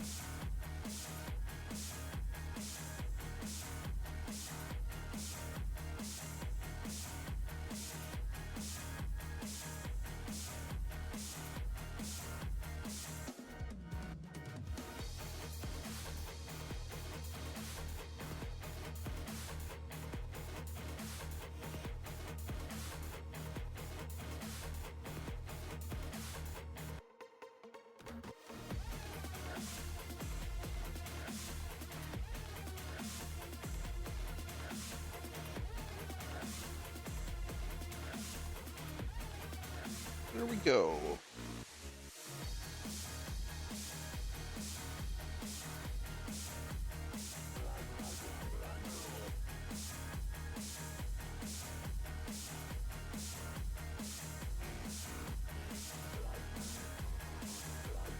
Okay.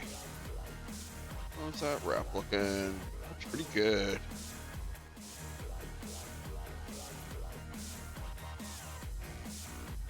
Hell yeah. Well, that's that one done. And perfect timing. I'm gonna take a quick 10-minute break here. When we return, we'll do the last one of these pylons and the rifle, and then we'll move our camera and start taking some pose shots. See if our action base can hold up to the challenge. Yeah, I will talk to you when I return in approximately 10 minutes or so. Talk to you soon.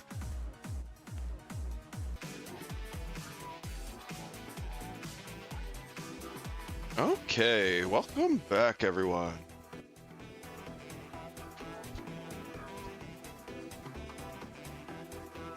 Now to get the second one of these pylons done. This one's going to be on the right side, so let's mount it this way. We're positioning to this piece. And we've got our warmed up water. And already got a pre-cut.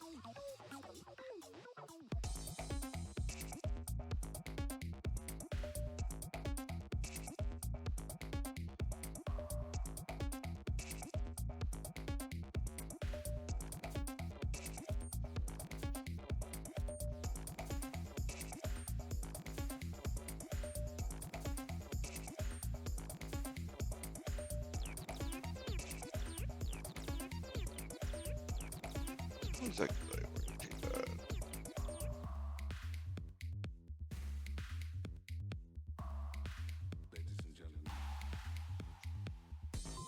Okay, pretty much right along the top line of the second block.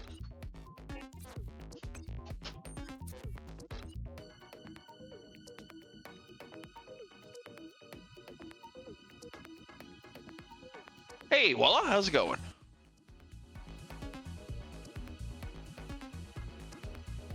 Hope you're having a lovely evening. Making pretty good progress here. Pretty much just got this pylon and the long rifle left. We're done.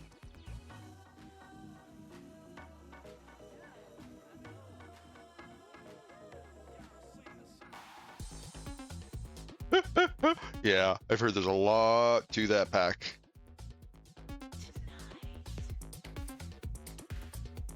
I think the stream I ended up watching of someone doing that, there was their last stream doing it. They had been at it for like a couple months.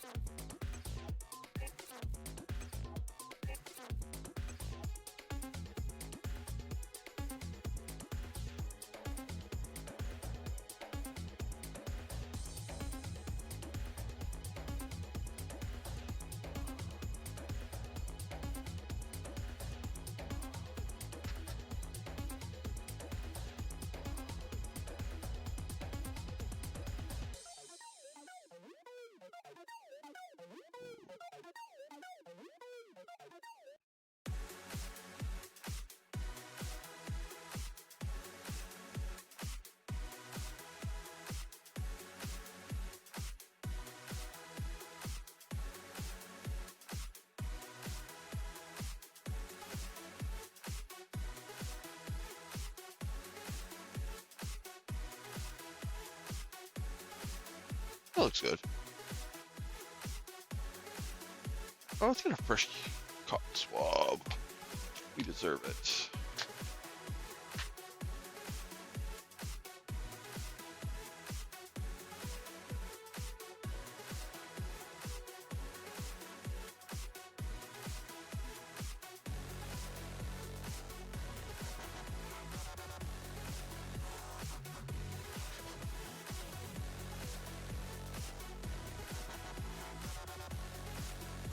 Oh, the whole thing slid. We are winners.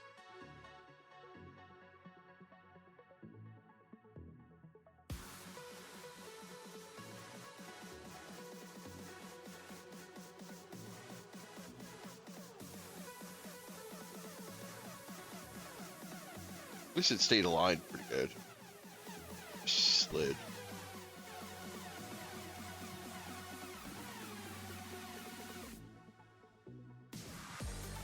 Oh, that's sick!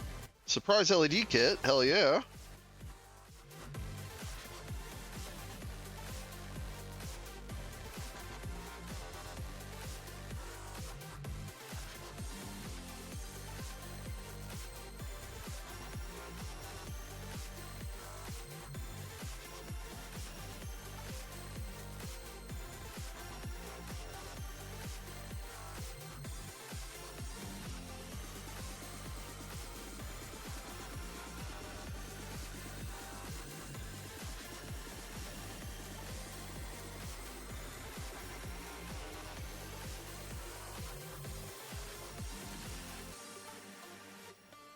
There we go.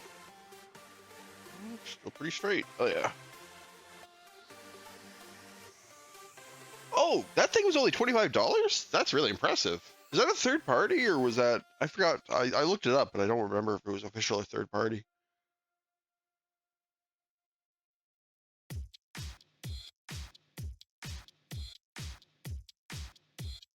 Yeah, 25 is a steal if it has LED. Even that's a good price even without the LEDs, honestly.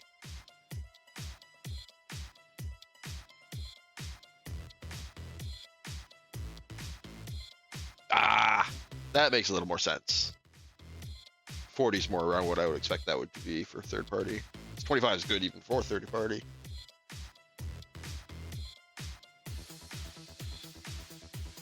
That'd be 50 minimum for official.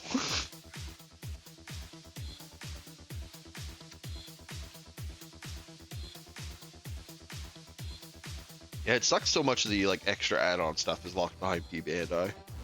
Just makes the price inevitably be higher. I'm waiting for something to soak that I'm not soaking. It's probably not a good sign.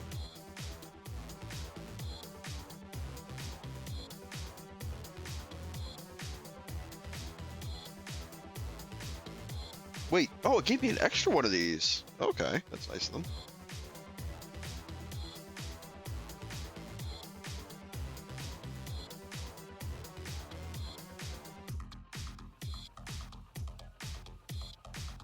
Well, let's save this jagged one for the extra. Clean up the edges a bit.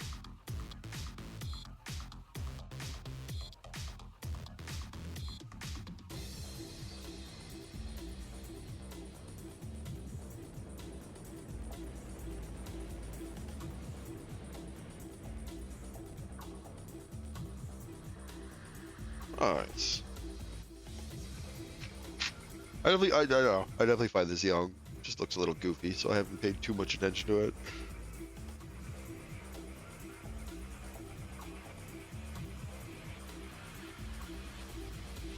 It's like the Act Guy and some of the other weird Zeok spin-offs.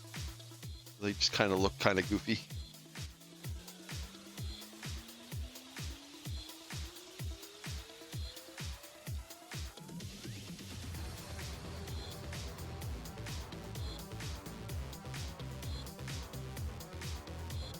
Ah, okay.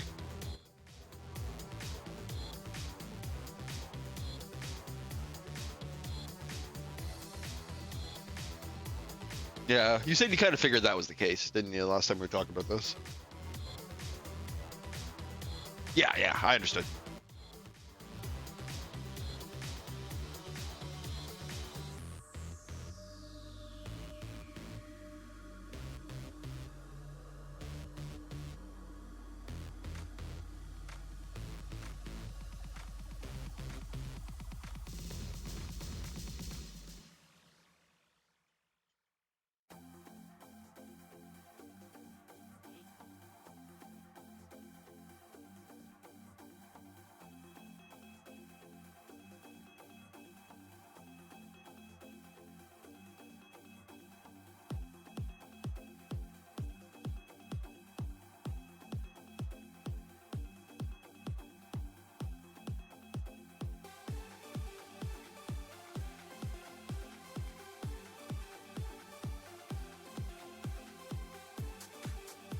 Oh, rough. Forgot, I should grab it near the end.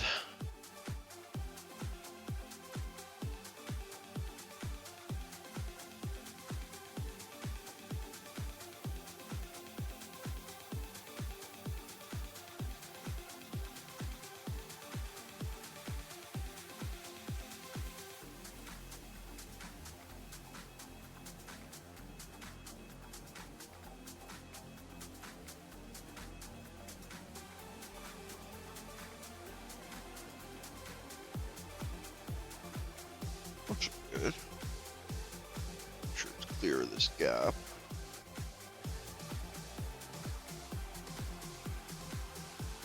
Appears to be.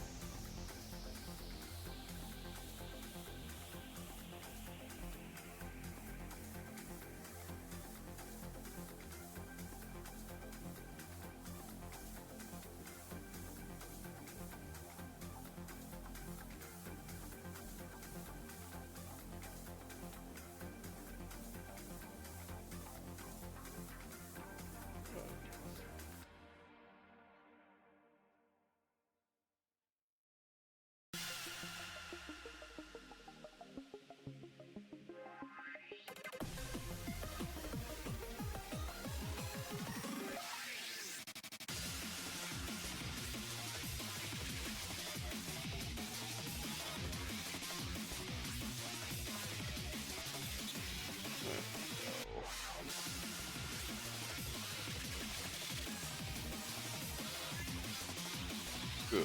That one.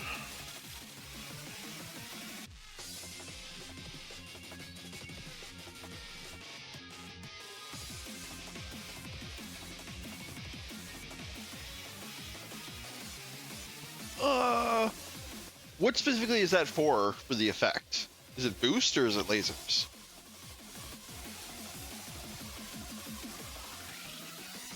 I haven't looked at it that closely to remember.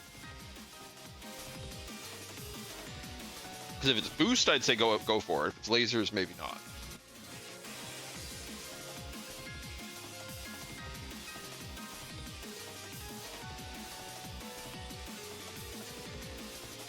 Yeah, I probably would for the thrusters. I imagine it would look good for the thrusters. I'm not 100% on the beams. It could probably still make it look good for the beams.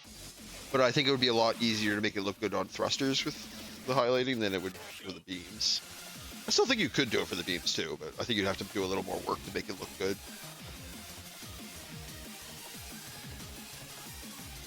And then again, you're much more experienced in that painting stuff than I am. But just from what I've seen of people doing like custom effects for stuff, I find the like white highlight effects and like glowing highlight effects kind of work really nicely for thrusters. Whereas I kind of like the more solid color for beams. But that's obviously personal opinion more than anything.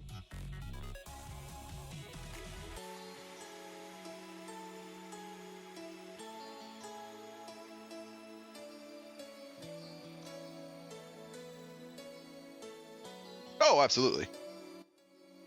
And aesthetic sense is unique to each individual, so I absolutely can see why you're getting feedback from people.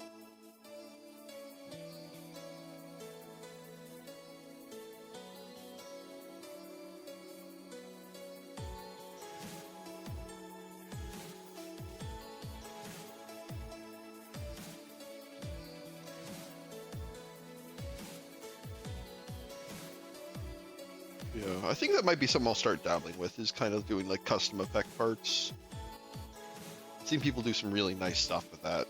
On my local convention had like a diorama competition. People did some really nice custom effect work there.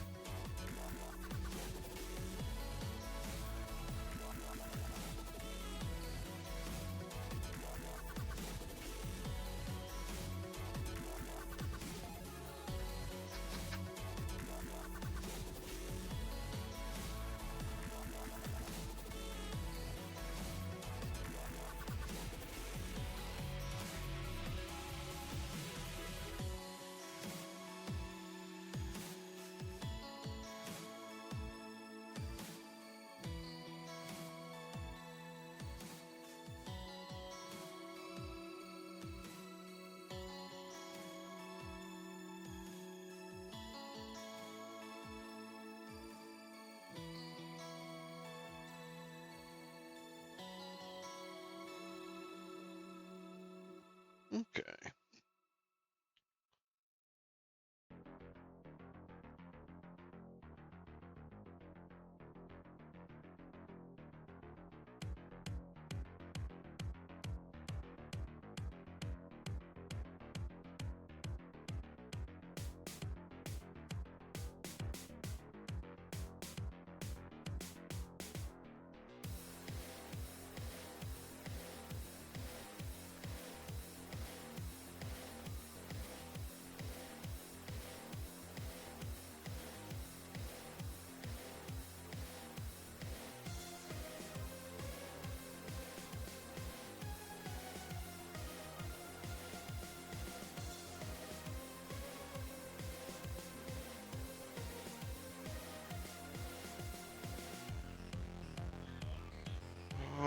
It's a little misaligned. Do I care enough to fix it? Let's take a close look here.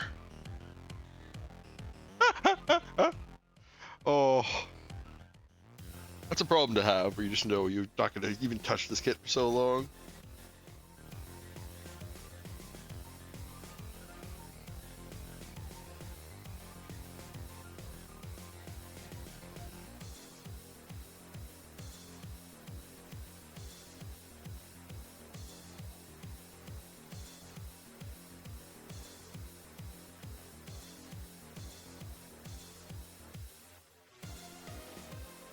Not that I don't also have a bunch of kits in my backlog that I have like no intention to get to anytime soon. No, this is pretty sad. I'm not gonna mess with it too much. I'm just gonna screw it up.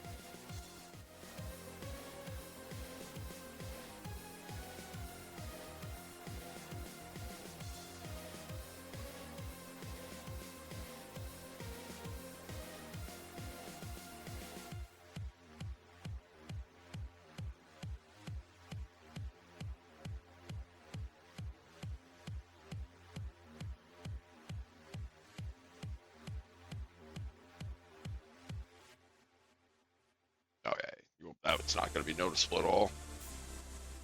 Got a wee bit of a curve to it.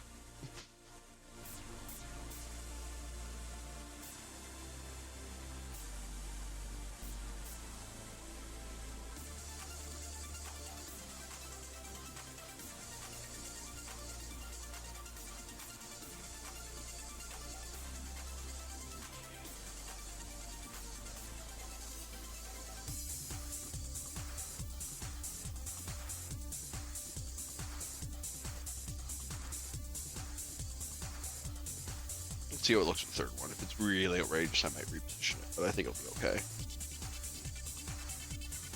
Egregious, not outrageous. Holy shit. Yeah, you got me smoked there. I've got...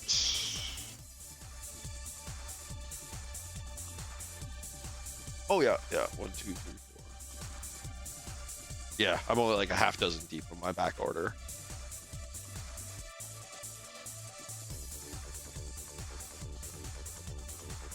We've got half a dozen in my backlog and about 3 on order.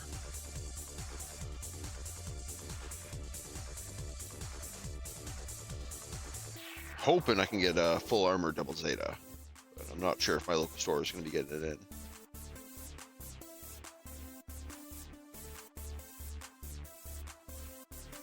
Fill out that private warehouse for free shipping.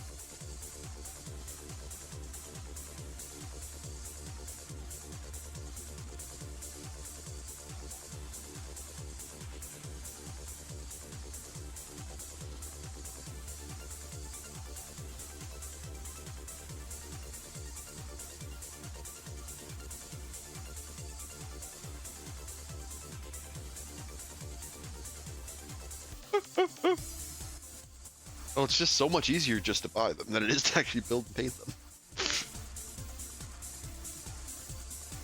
Much more cost-effective dopamine rush, in all honesty, but cost-effective in terms of time. I should specify.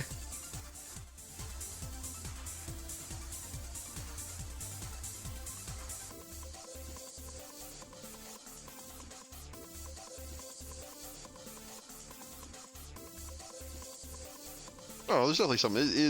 It's the collector's mindset to an experience too. It's getting like, especially for specific kits you like the look of that are kind of hard to find. It's kind of that collector thing.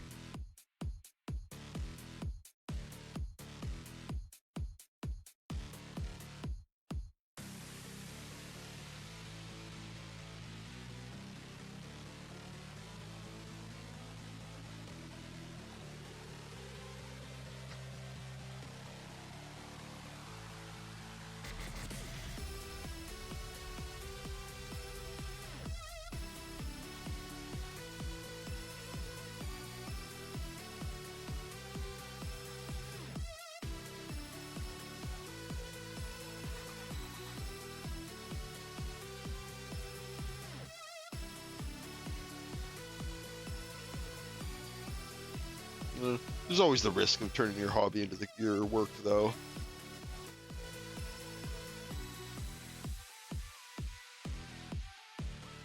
Easy way to kill a hobby for yourself.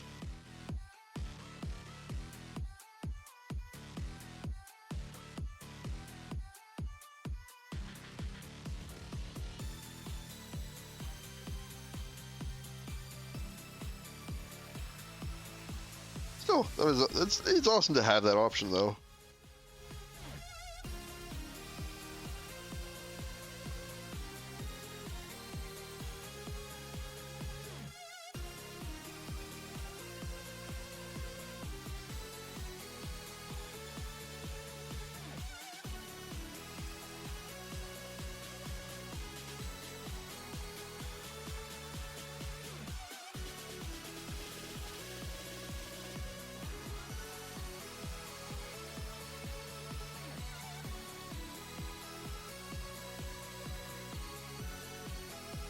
Okay, I think that's it. How's that look? Definitely not as clean as this one, but I don't think you're gonna be looking that closely at it.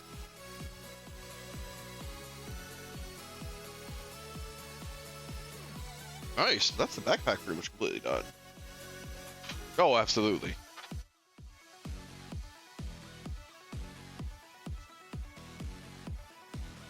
Yeah, now we can get this backpack all together.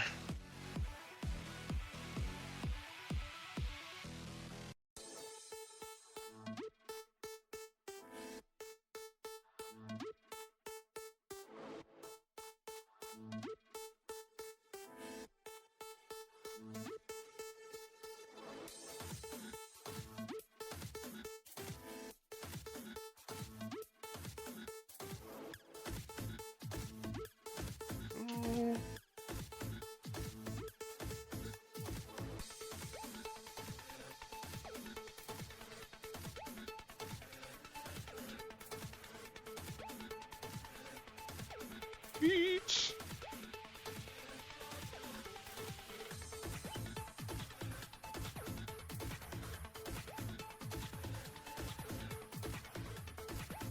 Let's get her at this strain to hell action-based one. It's giving it its best, but it's struggling.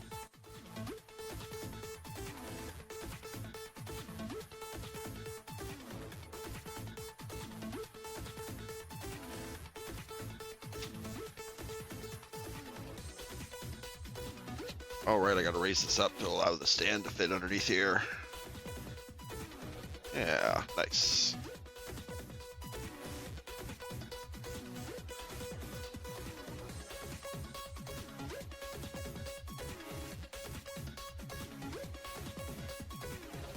Hell yeah.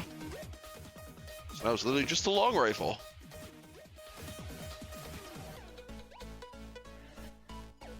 Yeah, my local store has the Psycho Zaku in stock, and I'm really tempted to get it, but I hate the joints. It was the same reason they got the full armor Thunderbolt back in stock, and I passed on it for the same reason. I just really can't get over the joints on those kits.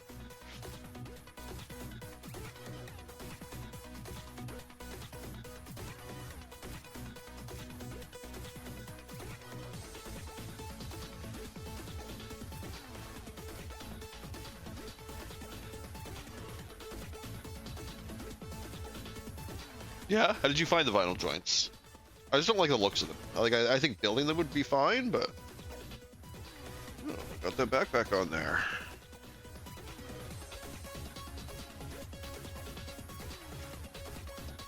Set him aside and do this long rifle, and then we can start posing them. Oh, of course, of course. Why did I even ask?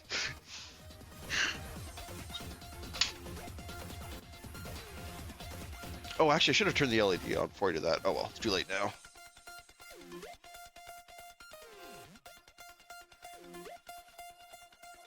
Yeah, long rifle time.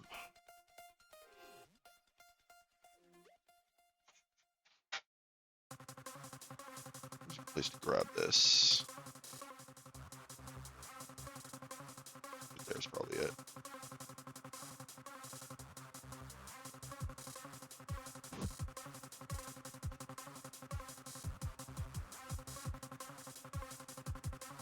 Here we go. Should be the last one. Oh, we got a half wrap. We got a drape. I guess let's go follow the guide first, and we'll do the opposite after.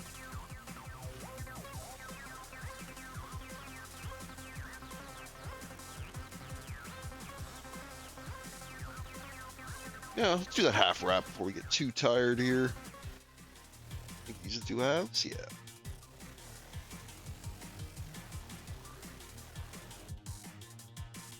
Wait, is this a half wrap or is this one long decal? Oh, it's 2 decals.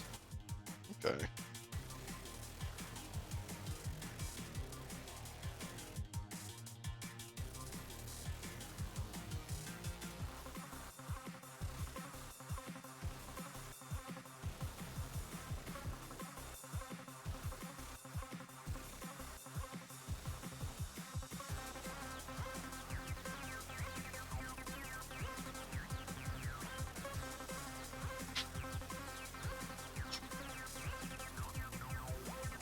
Oh, okay, so these ones are top and bottom here.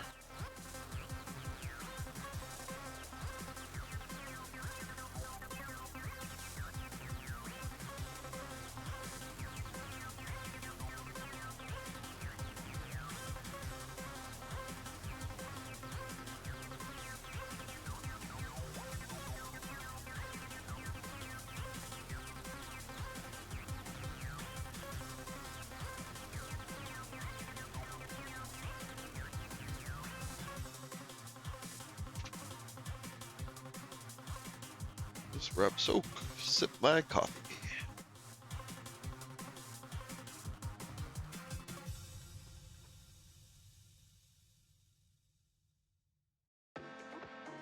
Yeah, I love so many parts of both those designs, the Sakozaku and the full armor Thunderbolt. I love the like shield arms in the Thunderbolt, and the arm cannons, and the missile hand, and the huge like rocket launcher assisted backpack with all the extra boosters on the Sakozaku is awesome. But I just cannot get over how ugly the like vinyl joints look, in my opinion.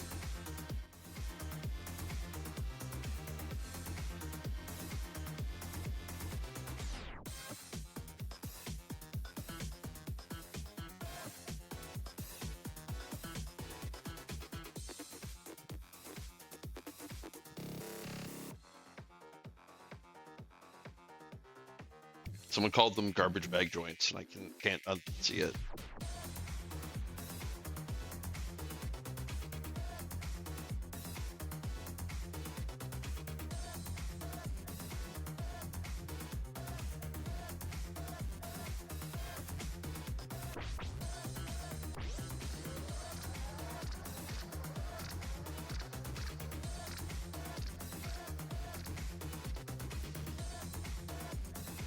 You're fighting me tonight.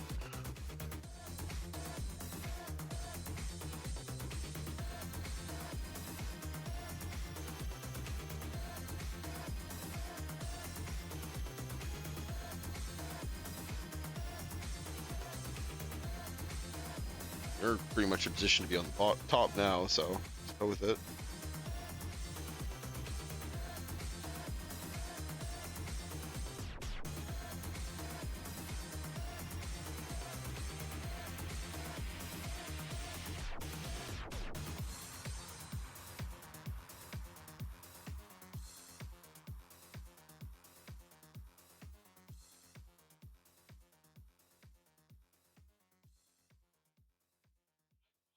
Damn, that's pretty good.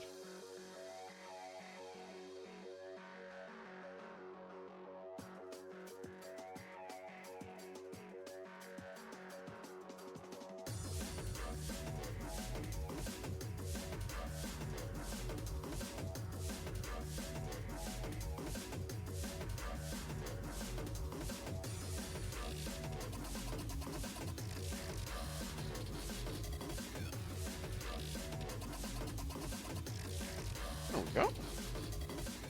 Let's try that again to get the bottom. Managed to get the top accidentally.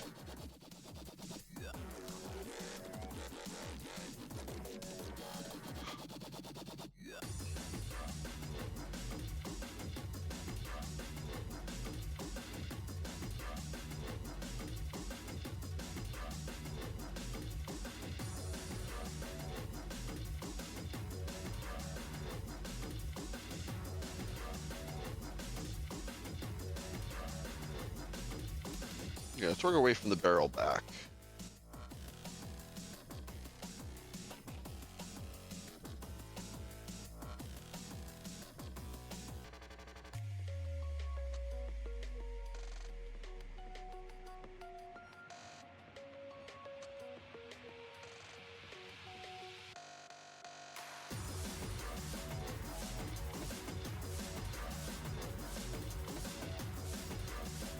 Oh, it's extra soak time because that last one was a little sticky. I think the water might get cold actually now that I think about it. Yep, ice cold. Yep. Yeah, the weapons on this were definitely very simple to put together.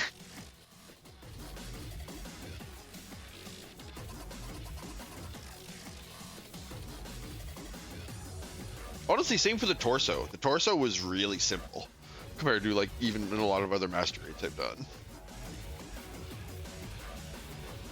But yeah, the legs were another level.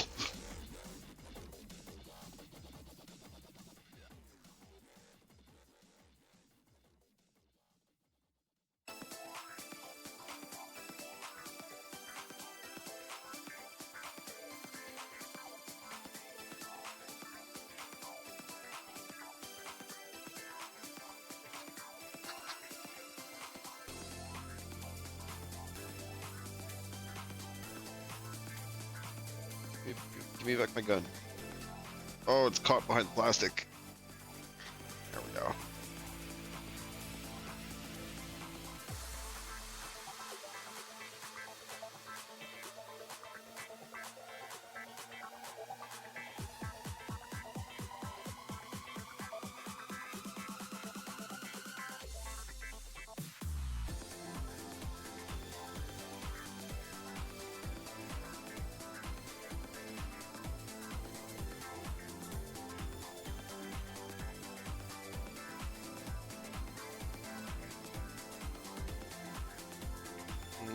There's a bubble there too. I gotta keep in mind.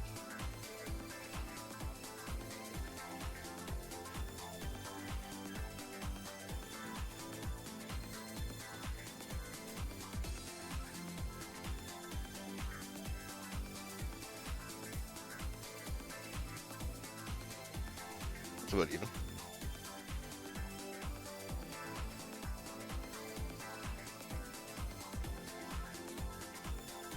Yep, that is something you gotta probably have to think about more.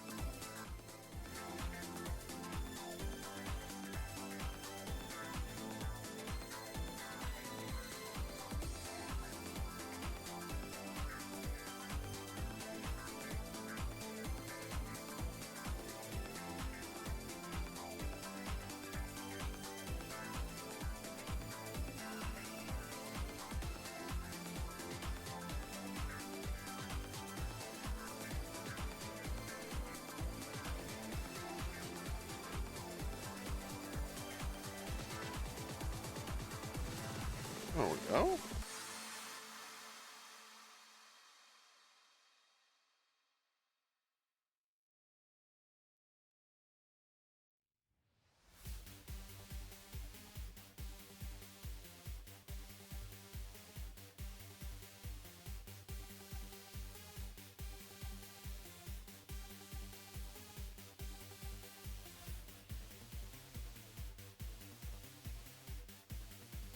Perfect. By perfect, I mean good enough. Next up, ooh, that drape, 136. Is it a drape or is it just on both sides? Oh, it's just on both sides. Okay. Oh yeah, that sucks. Especially when you probably get pretty far along in the process before you notice.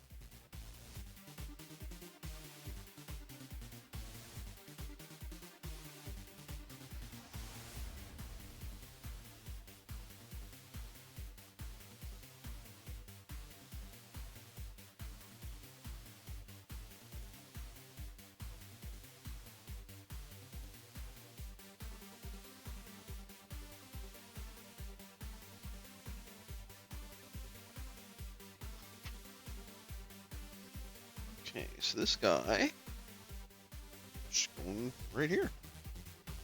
It's easy.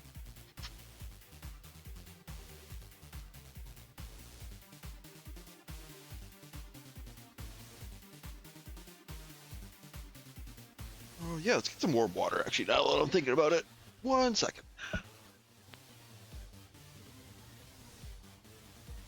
Should make this last decal work go a lot smoother.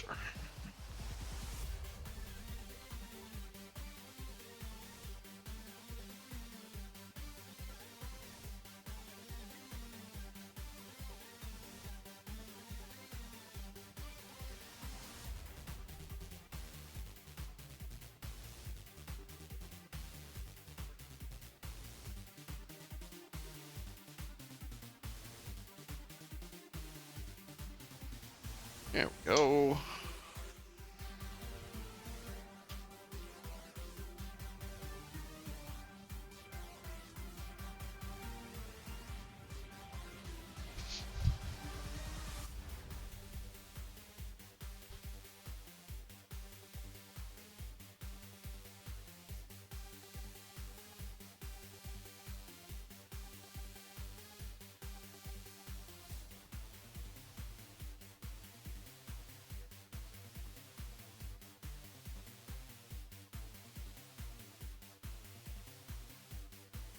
Plop.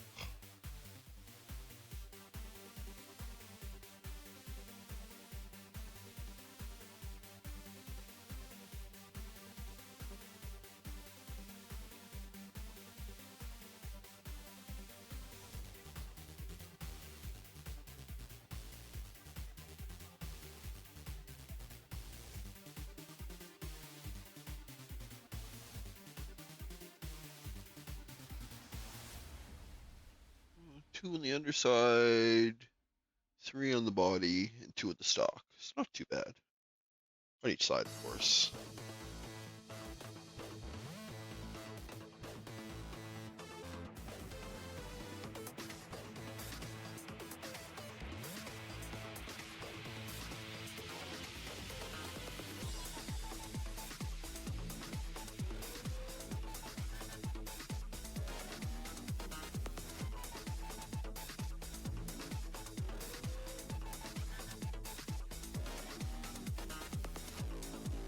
Oh, this thing's got overrun.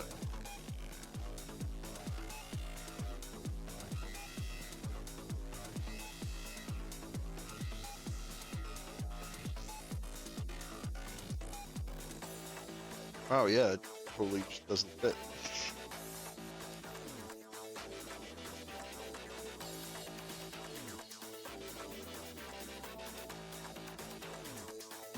Yeah, I'm just gonna have to wrap around that top a little bit.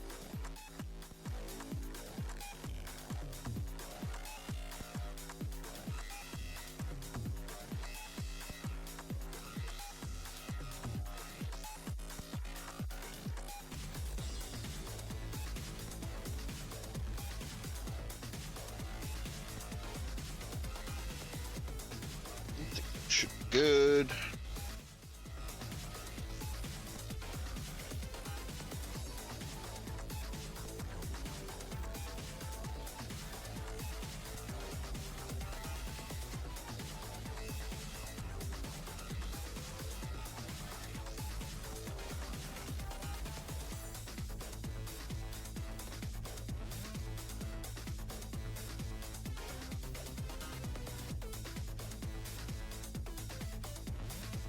God damn it, man. Perfectly positioned. You had to slide, so it couldn't too much pressure.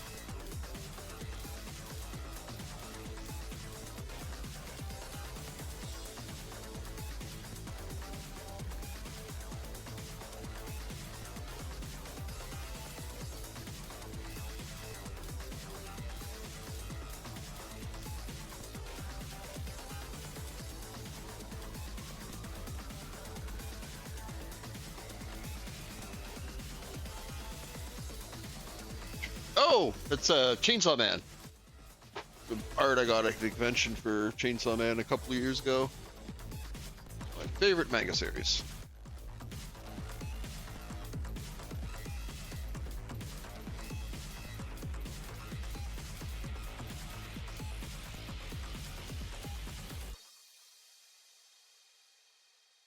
Yeah, I really like going to conventions and getting art from. I did for a while. I haven't gone in the last little bit. Used to go and get a shit ton of fan art from people at conventions.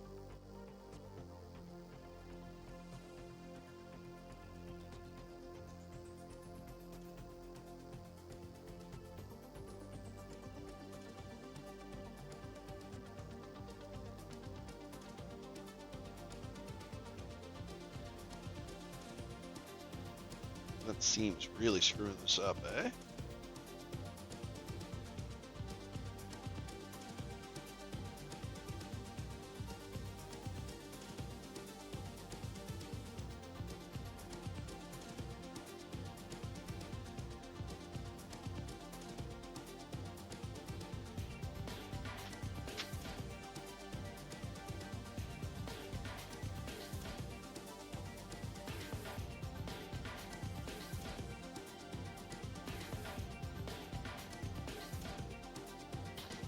Yeah, it was good. The movie was excellent. The movie was amazing.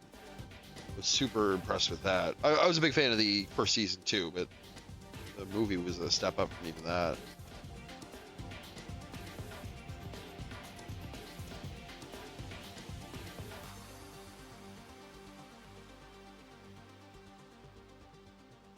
But yeah, the ending to the part one of that they haven't gotten to in the anime yet is probably my favorite bit of writing in manga.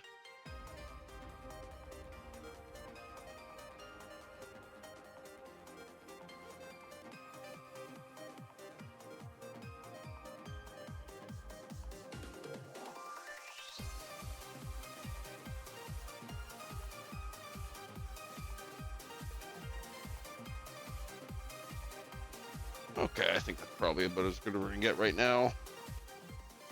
Still a little wonky right near the edge here. There's a whole lot I can do about that right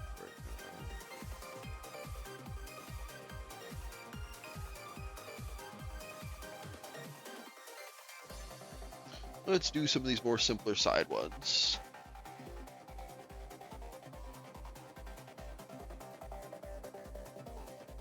First up, 75. Probably this little string of leftovers here.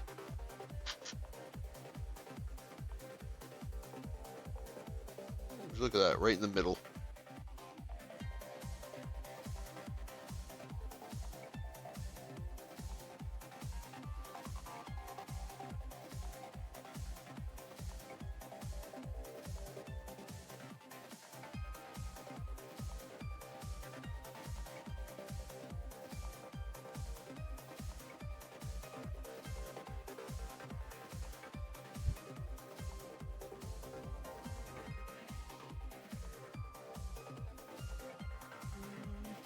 This way.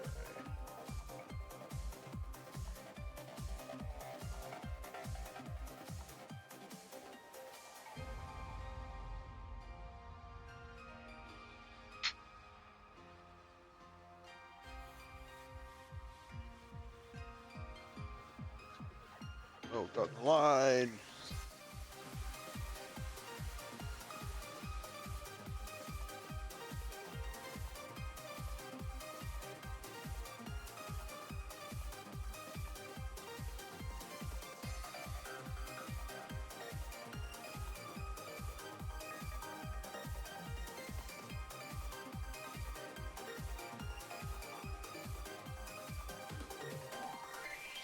Yeah, let's get a fresh one. The last one.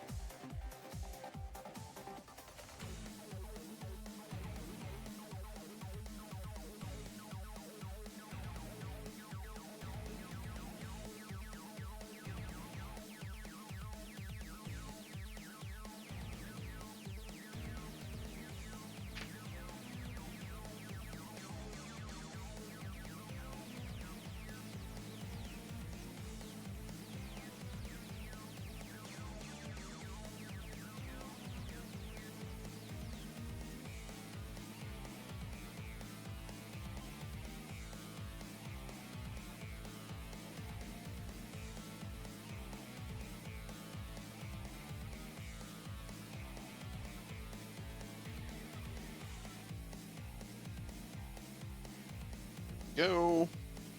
Not pushing it too far.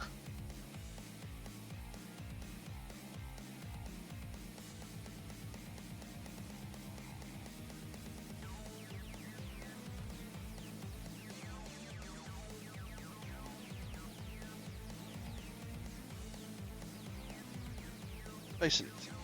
Next. 77.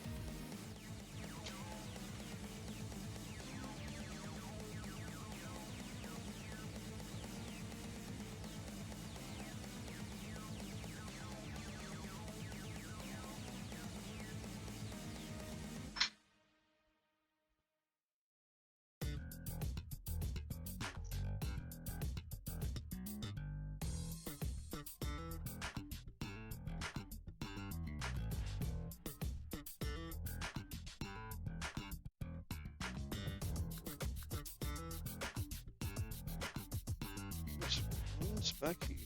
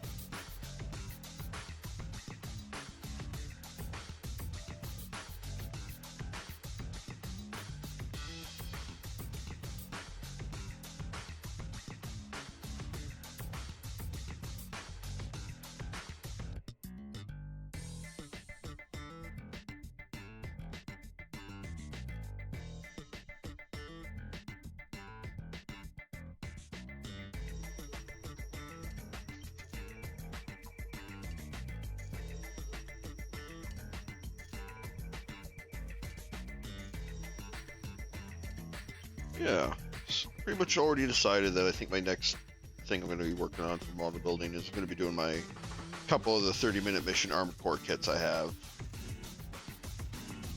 Pick up 2 more.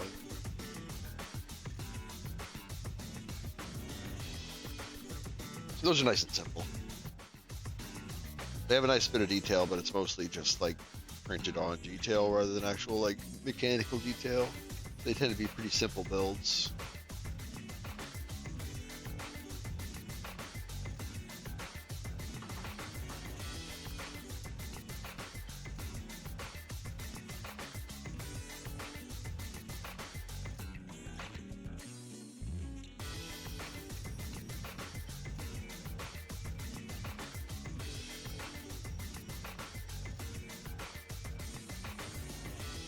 A little ride there, if you saw.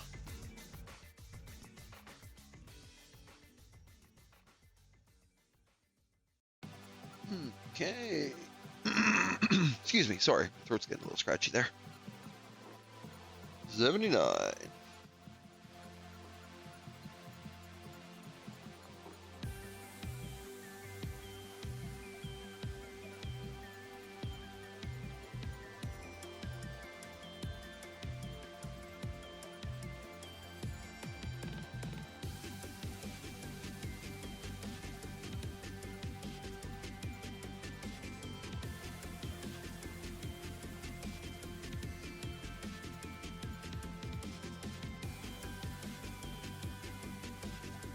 Yeah, funny enough, something I didn't know is FromSoft actually did a Gundam game. They did like a unicorn Gundam game for PlayStation 2, right around the Armored Core 2 era. Oh man, this one is literally going in this little gap. This isn't going to be a pain in the ass or anything.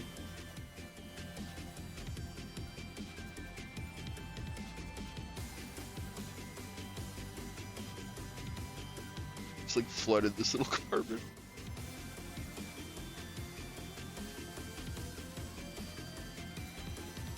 Now it's completely dry. God damn it.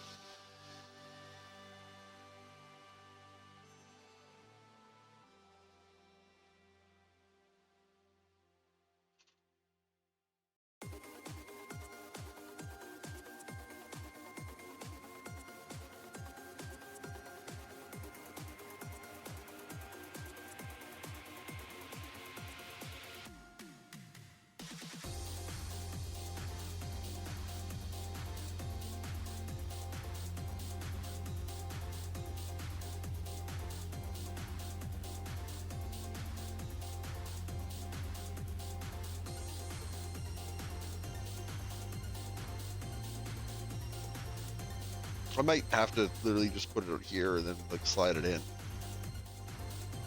I don't think the backing paper will fit in that little slot.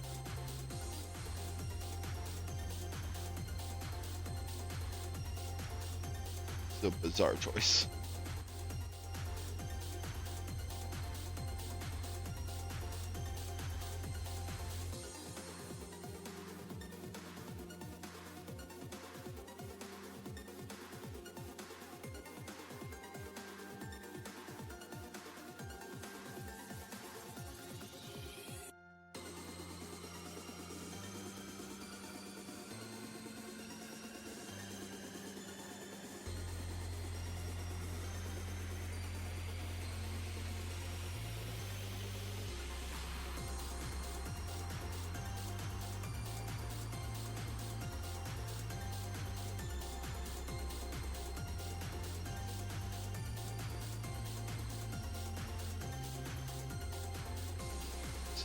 are.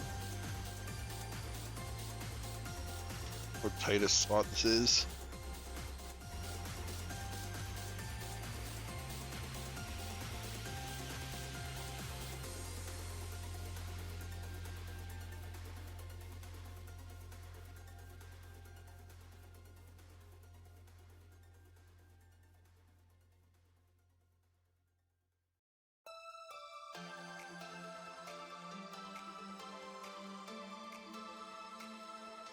My cute little bit there.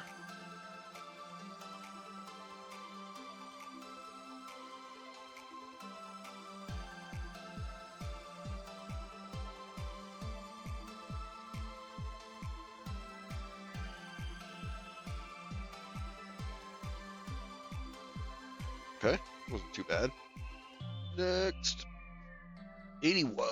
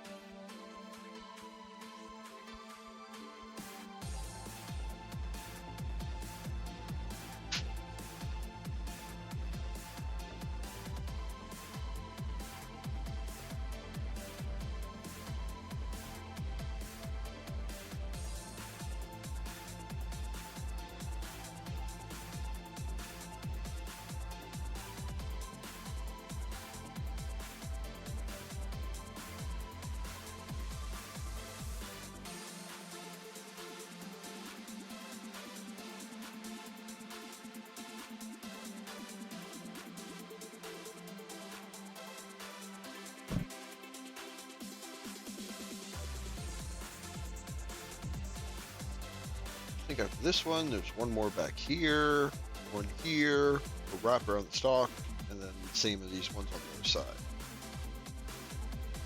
We'll probably get about a half hour of posing photo shoot here near the end once it's all done.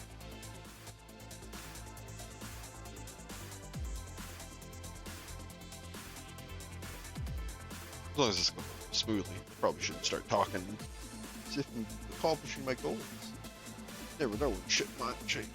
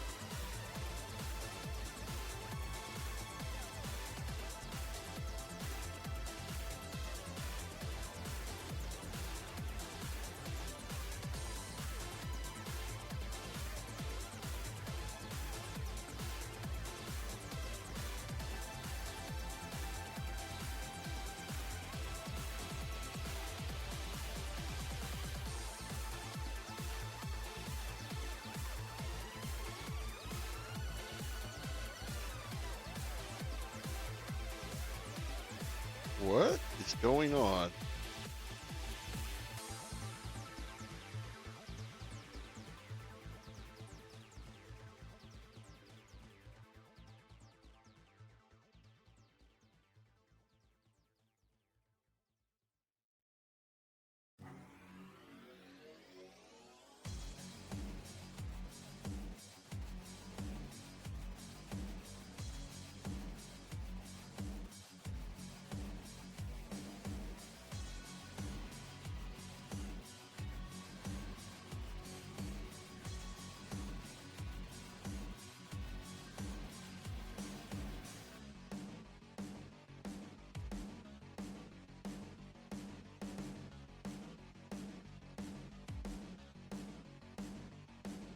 That worked out actually. I thought it was straight, but it wasn't.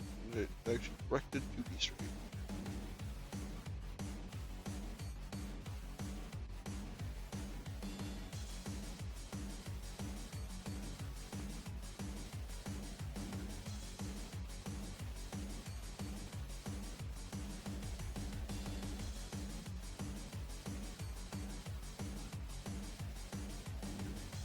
go.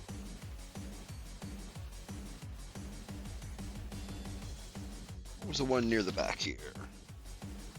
83.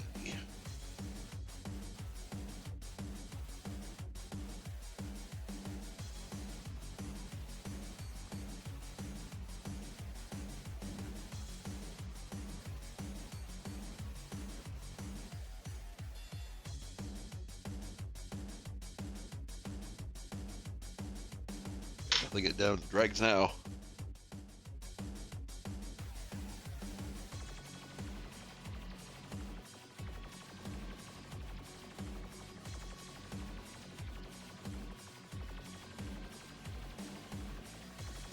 Is this going where I thought it was going? Sure is. Right in that little copy.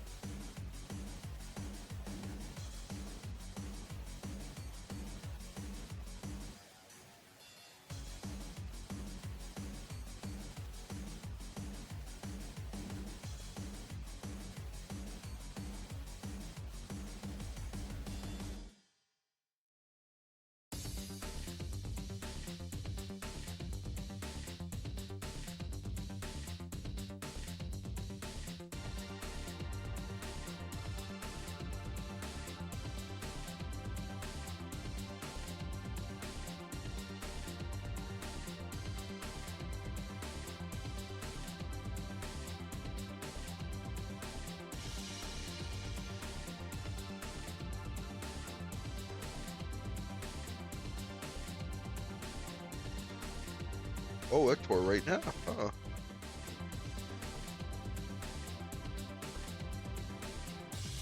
Interesting. Wasn't expecting that. Oh well, we can save this. Position the halves independently.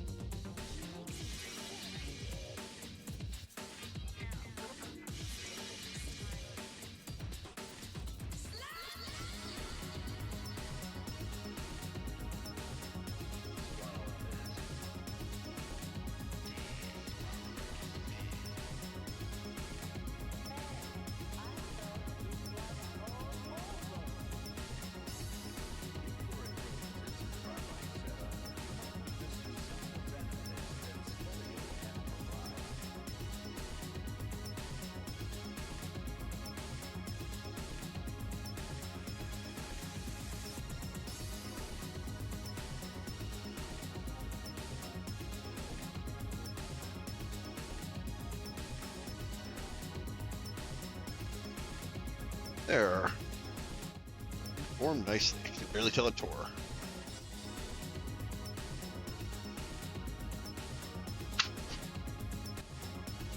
$85 plus the bond.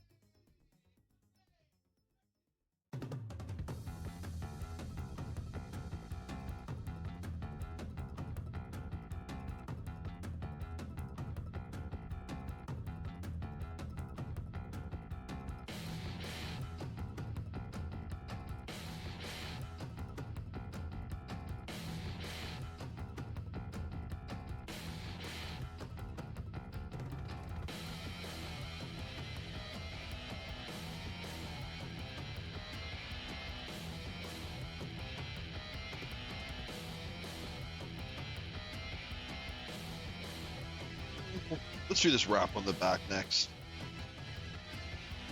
Probably going to be the most difficult one we have left to do. Or half wrap, I guess.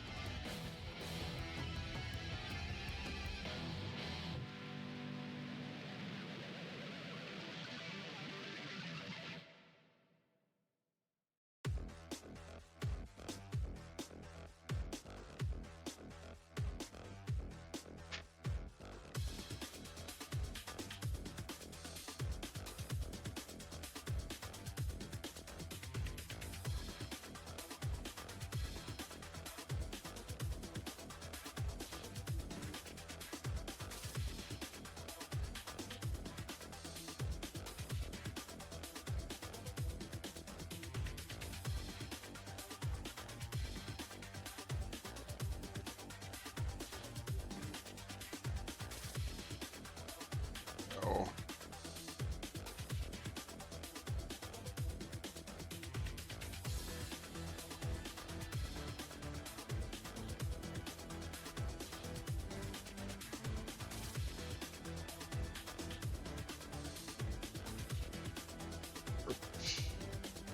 Now the wrap at the back here. Stock. This guy.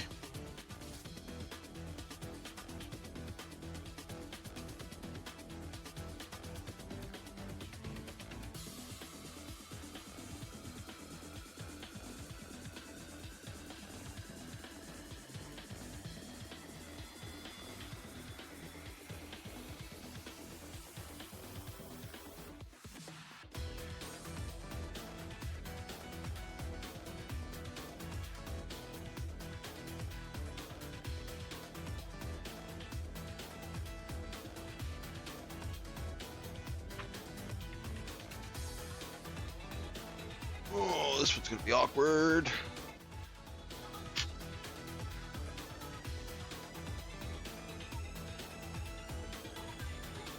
So this basically goes around like this.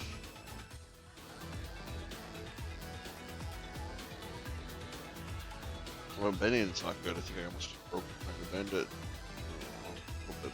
Oh, that's gonna make this harder, isn't it? Let's find out.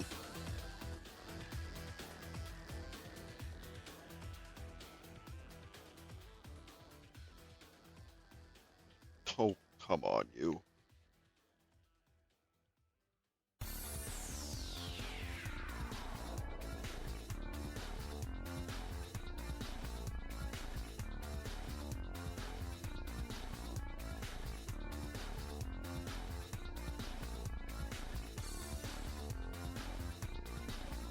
Still floating up out of this.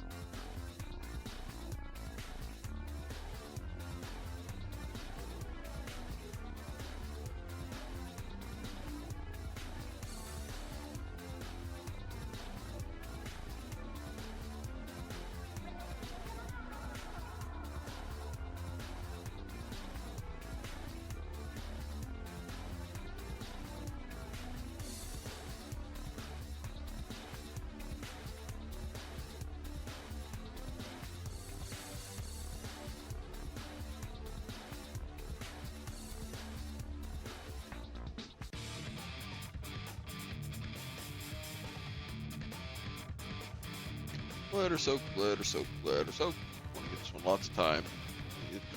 Not even a little bit sticky if I can help it.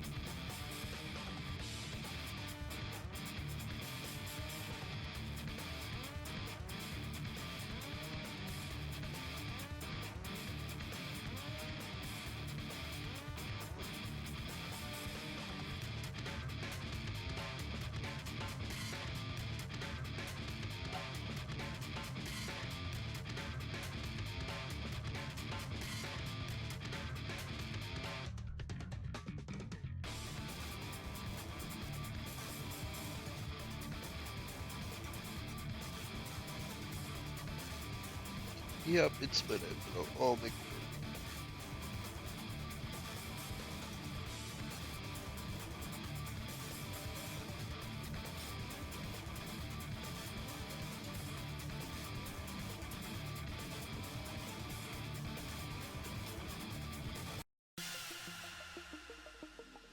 This actually might make it easier in the long run.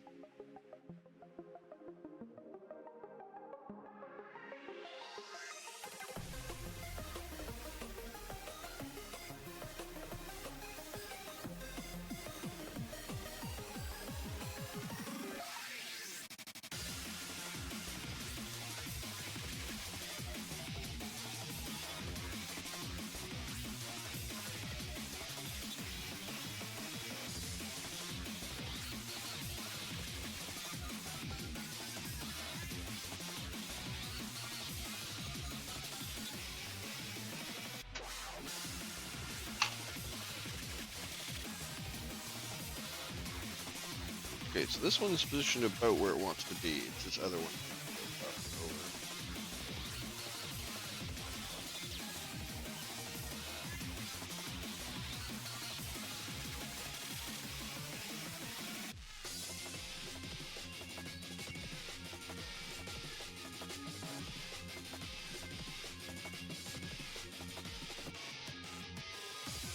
I guess this one could go down a little bit.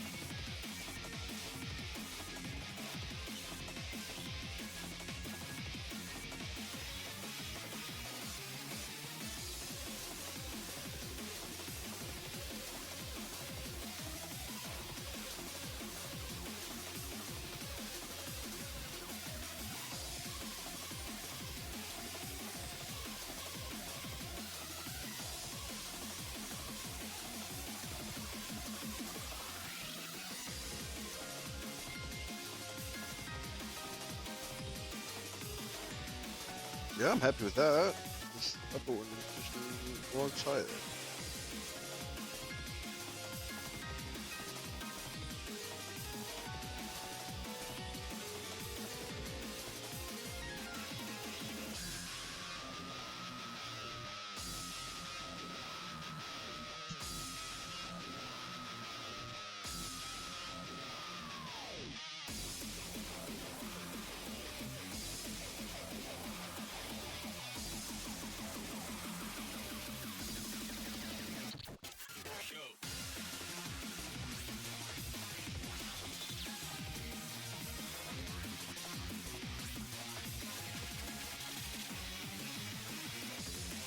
There we go.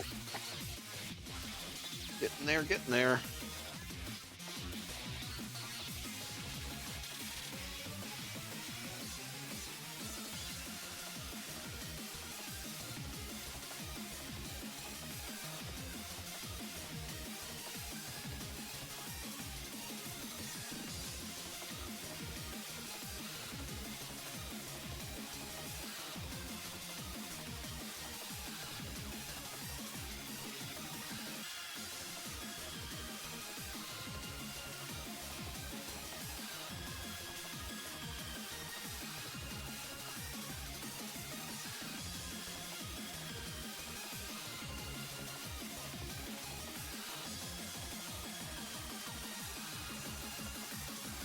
Man, that almost looks intentional. That little gap.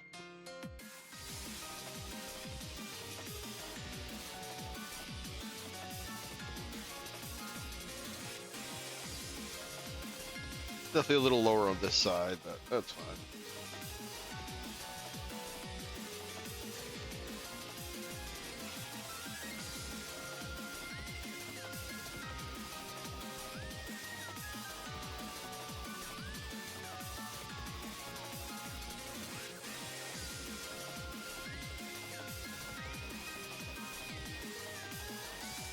Cool.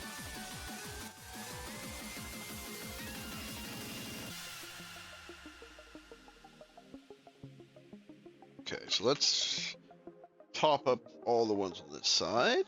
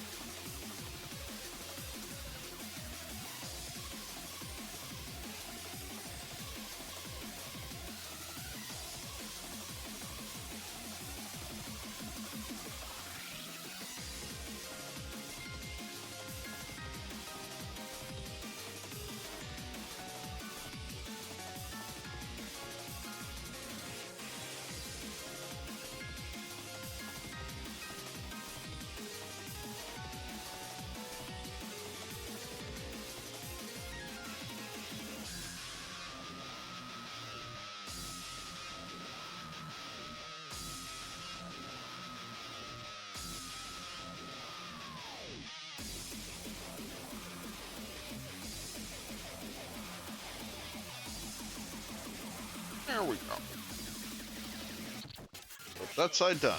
Now it's just the one remaining side. We can get posing. We already got the hard part done, that wrap.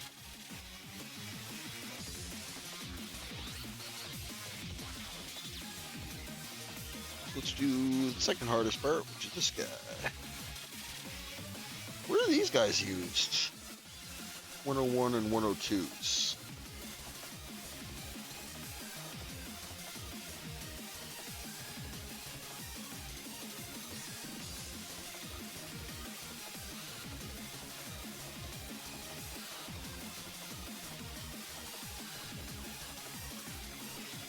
I actually don't see them anywhere.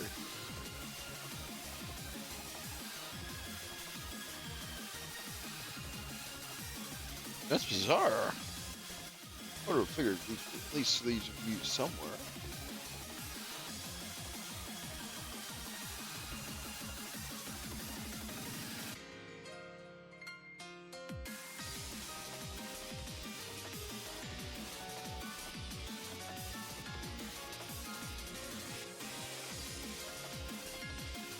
Oh, I don't see them. That's crazy. We're expecting there'd be at least one use for them everywhere. I guess these are just extras.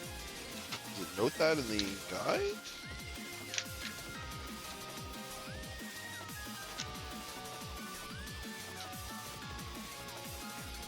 Nope. Oh well. Oh no, there they are right there on the axe. Hell yeah, okay. Not crazy. Oh, otherwise we gotta do the axe. That'll be easy.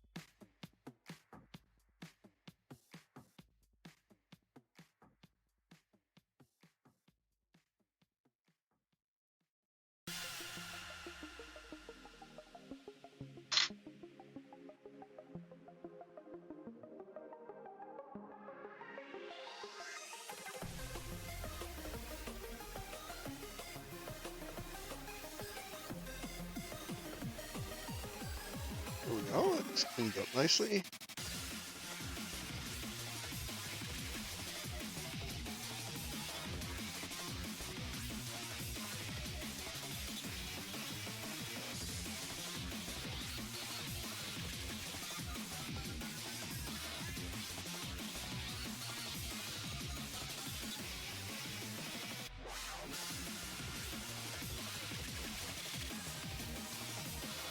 Okay, it's not worked on that.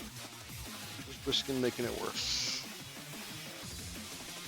Definitely not center on either side. That's fine.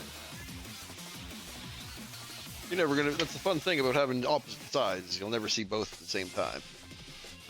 So if they're off center, you don't really notice.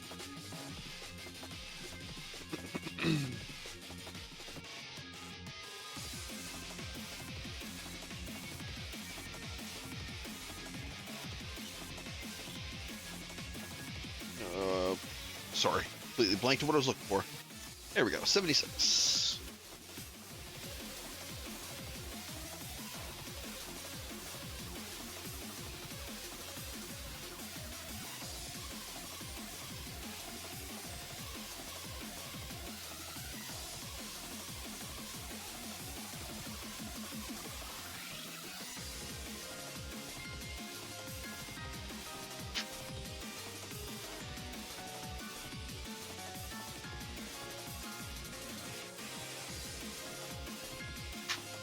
Go.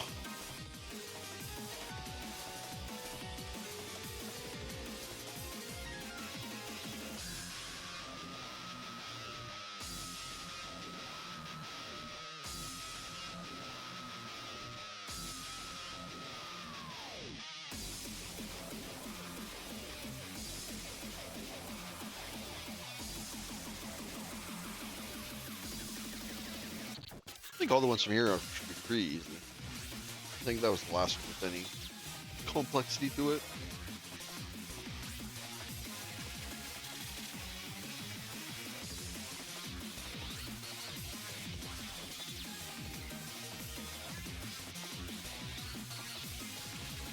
One here, one here, one in here, one along here, and then two more back here. Oh, and then the axe too. Yeah, you need to put at least a couple on those axes.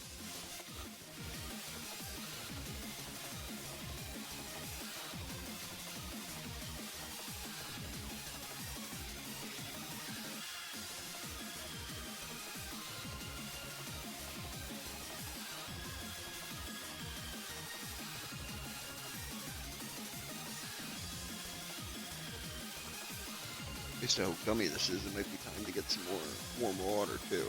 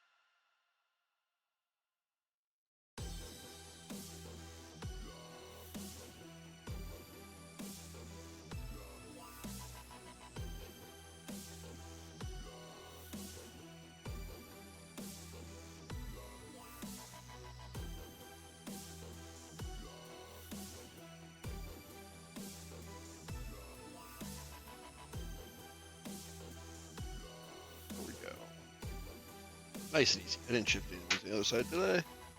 Nope. Nice. Okay. This one? No. This one.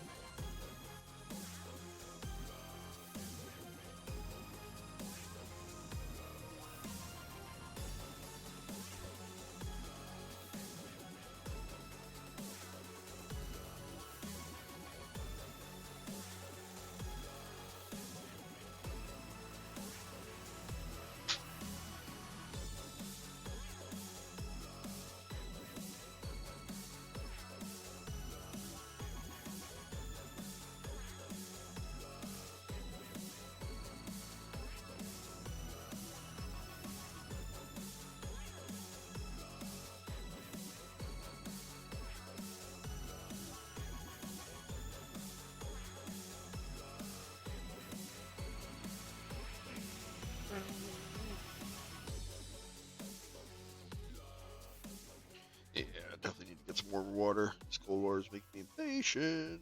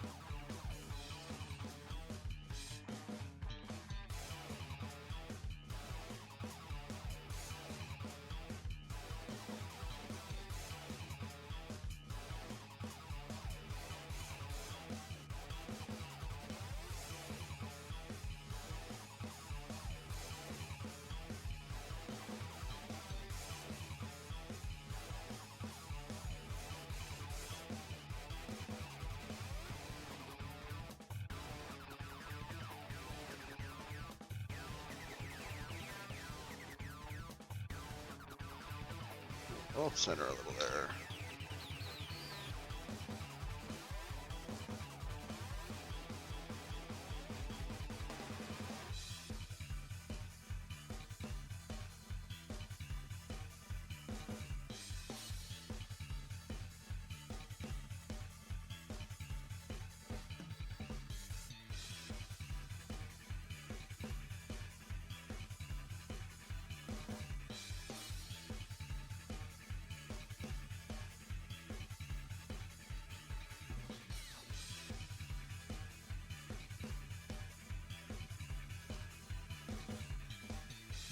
Go.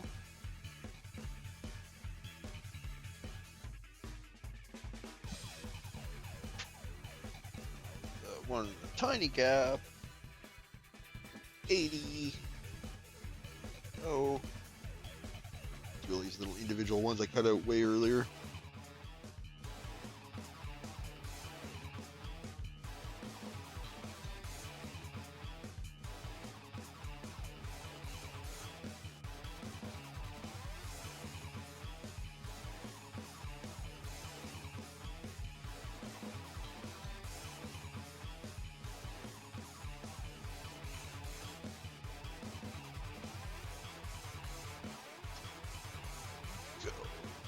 This guy in that little gap.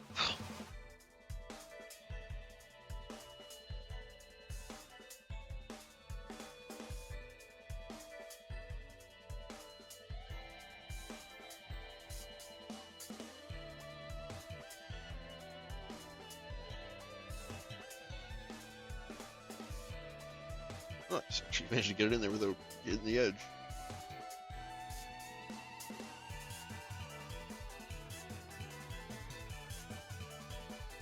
Yeah, so once we get this done, we actually just have the tomahawks. I didn't realize those had a couple of them. Just these 4 here. Maybe strike out some poses. Actually, I think I am going to go quick grab some more water. This is... keep forgetting. It's getting gummier and gummier.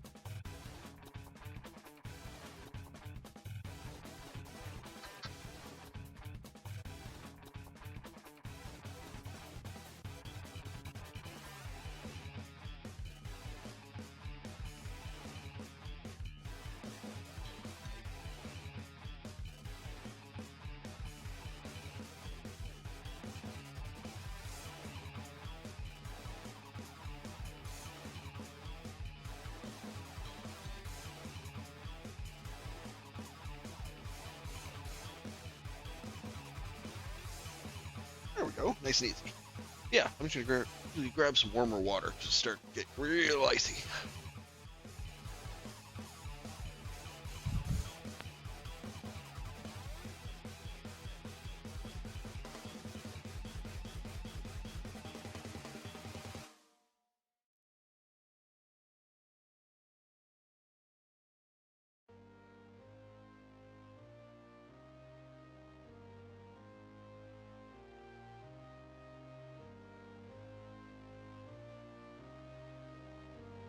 Okay. Slightly increased temperature water. Should make our ending go nice and smooth. So now, behind these, we have 82, 84, 82. There it is.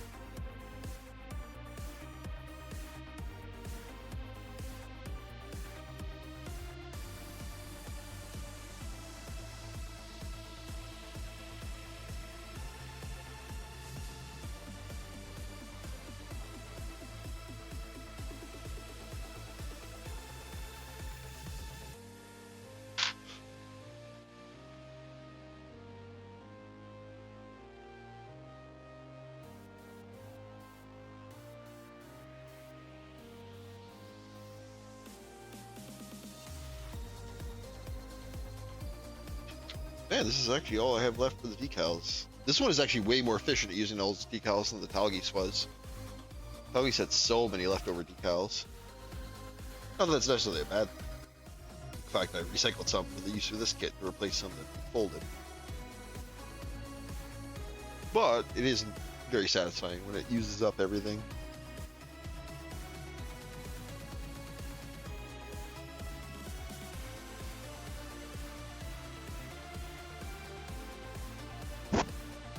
Oh, sorry, didn't open the mic there.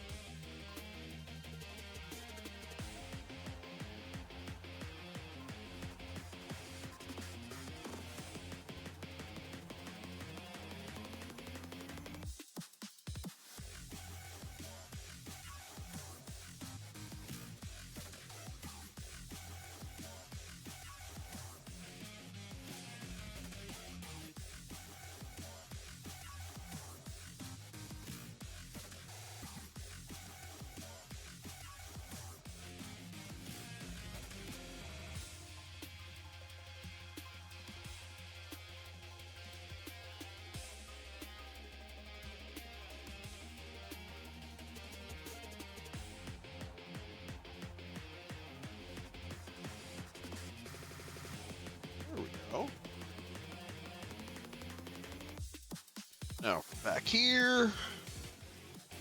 84. Right here.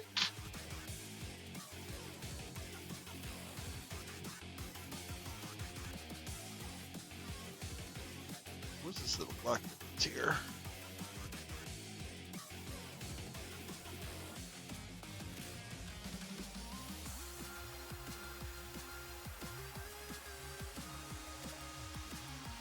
It's just about the paper. Should be fine.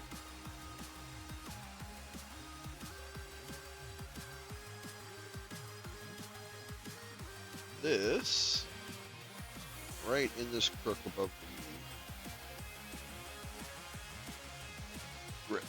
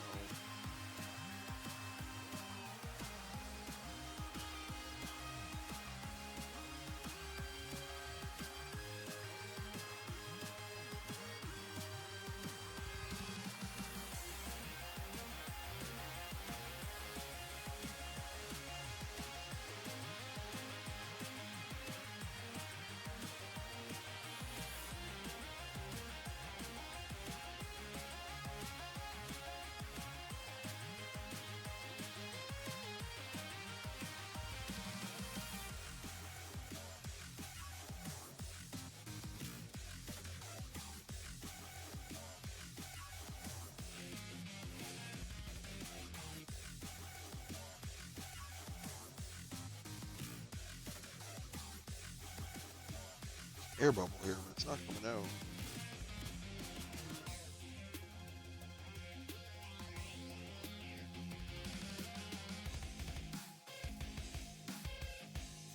Well, seems to be affecting how it looks. And it's in like a recessed crick, so it will actually get rubbed. Okay, last one's the rifle, 86. So this one, isn't it? Yep.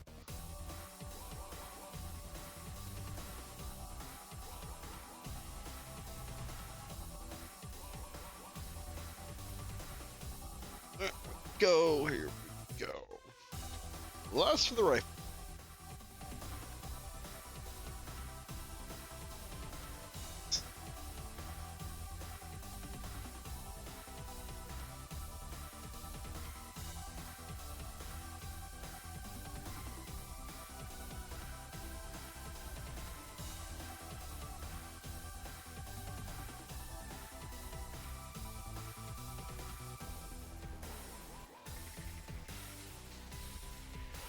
So I wonder what these last couple are from that I haven't used. That's an extra, obviously. These are for the halberds. We still have these handful right here. Once I have the last piece on, double check.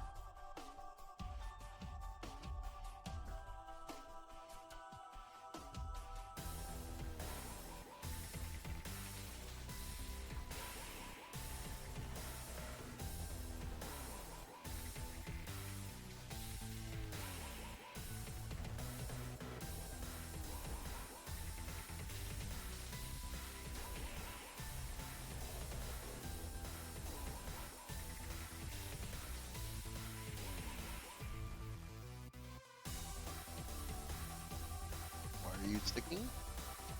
This is perfectly damp. Why were you sticking to that?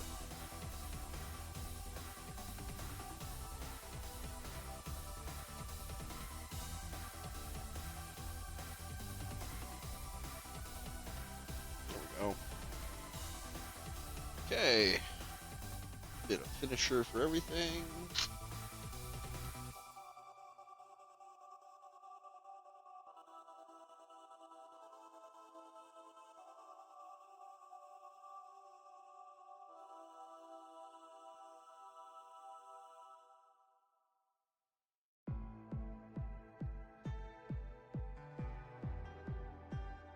Let that soak. So what are these numbers here? It's 58 and 59, 50 and 51. Where are those?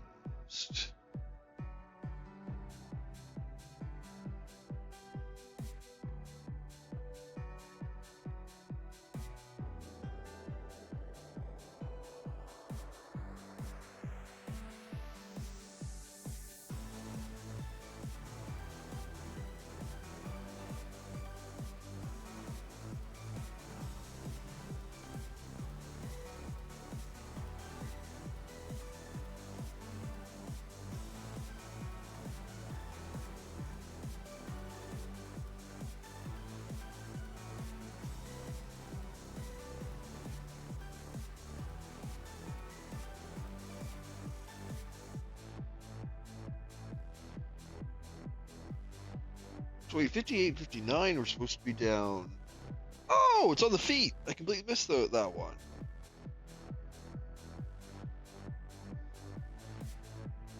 Okay, and 50 and 51 are those there, right? Yeah. I got, okay. Those must be extras for that. Yeah. Okay, so these are extras. That's fine. But I did miss a pair on the feet. That's what these are. Okay. That's not bad. We can get those too. Oh, I should have summed this up.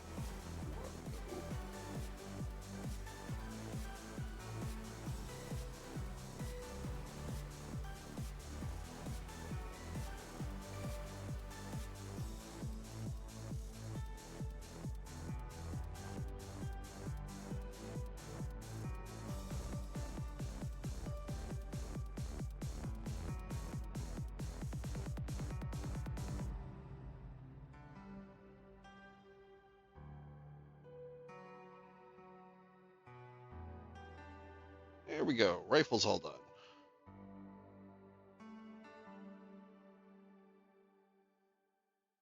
I am indeed still up. But I'm getting close to finish. I just keep finding little things I keep missing. Like the halberd, I got a couple to do more on. And I just noticed I missed some on the feet. Then I should be pretty much done. He's coming along nicely. Pretty much all decal now. Hey, this action base is struggling.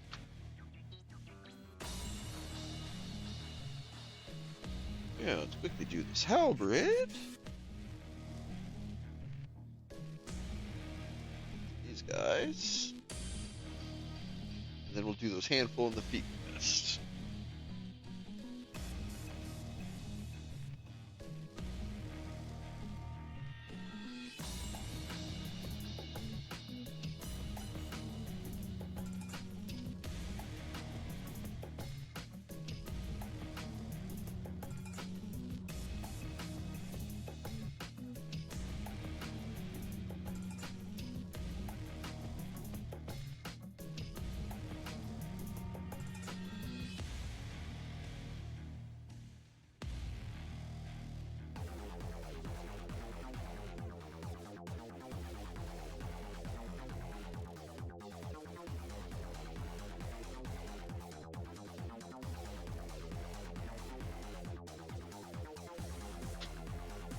One.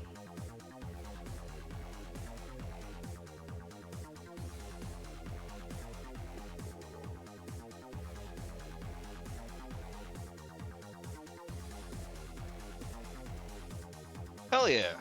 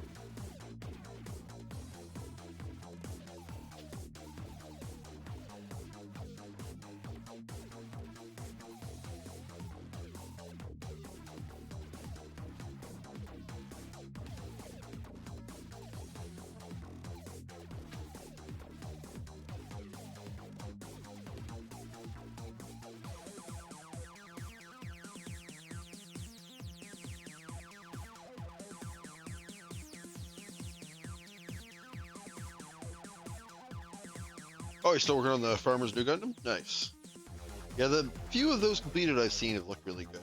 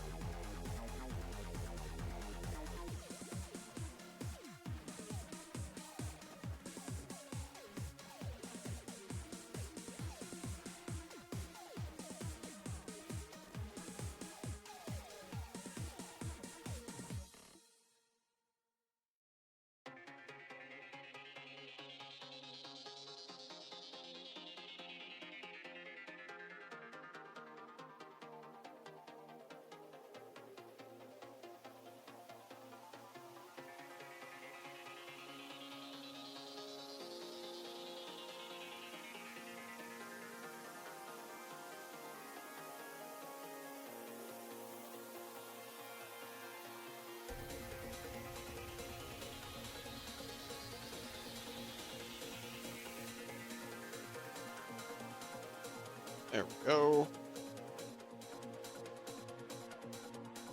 And on the other side, same thing.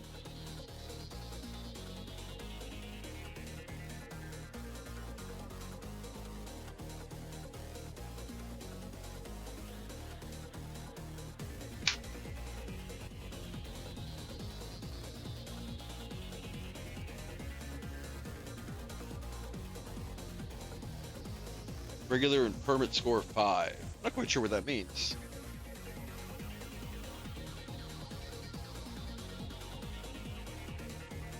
The Calibar's nice. I always kind of like the design of that one.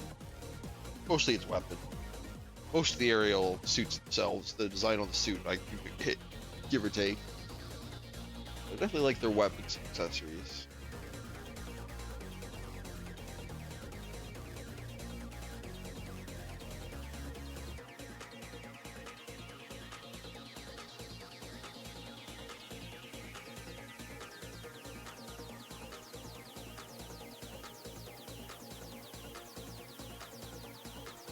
Oh, okay.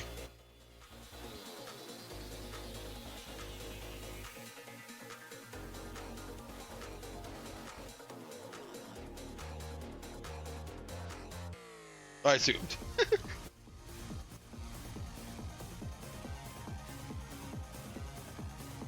Usually when they have something that's like an incremental number, it's usually higher up you go, the more expensive.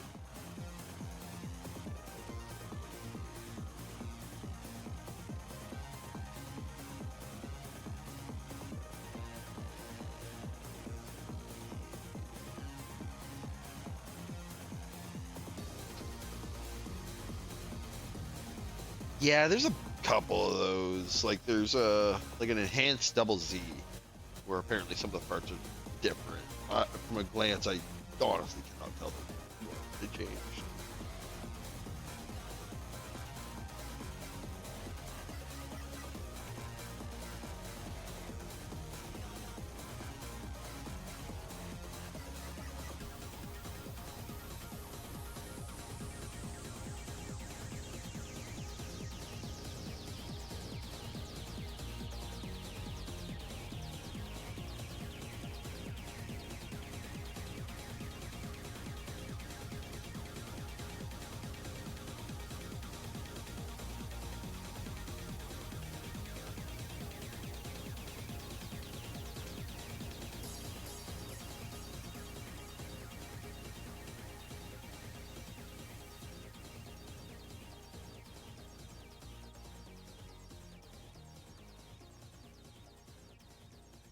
Ooh. Don't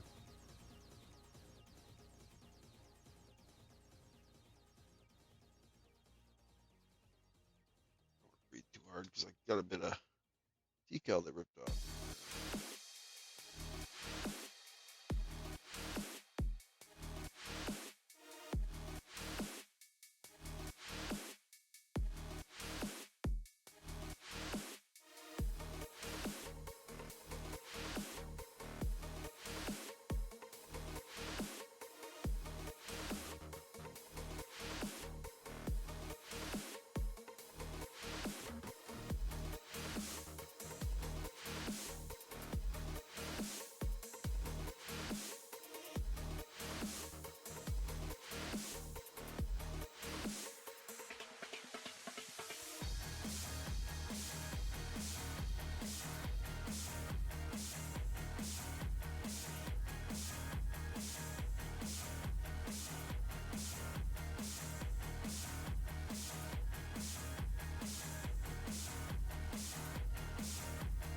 There we go. Covered nicely. Now the other side.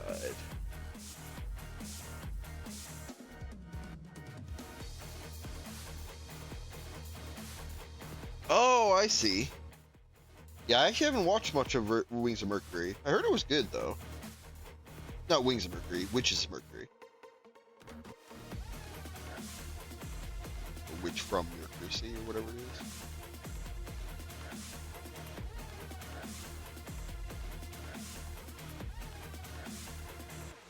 Oh, a little wonky.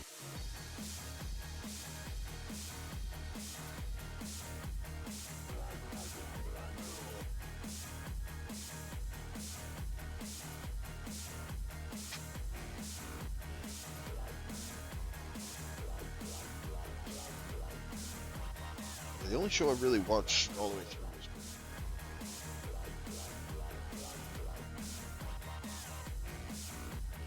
I think Iron Blooded is probably where I start again if I wanted to watch some, do that or some of the old stuff.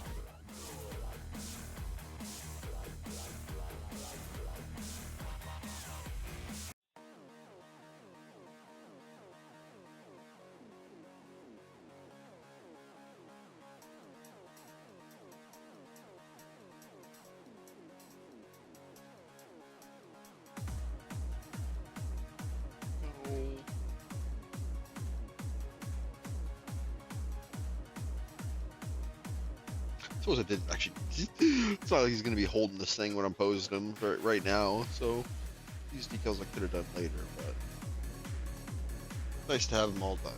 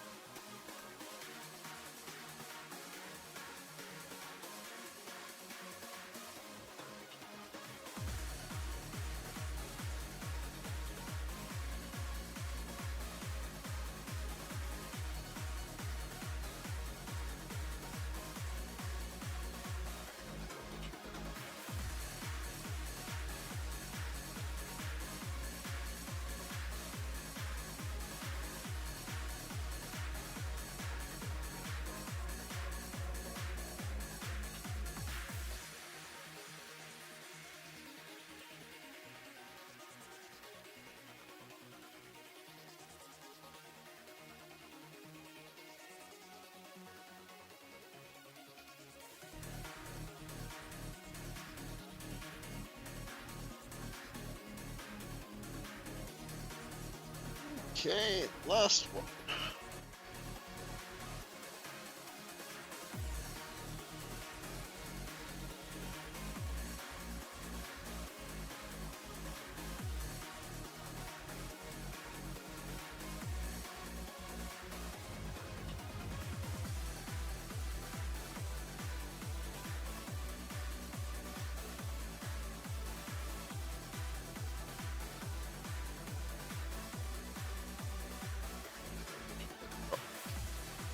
Hold it above the water again. Yeah, I want to show off my funnel effect parts I picked up for this thing too. So once I have this last decal on here, I'll get her all put together, and then I'll bring the camera down so we can do some poses.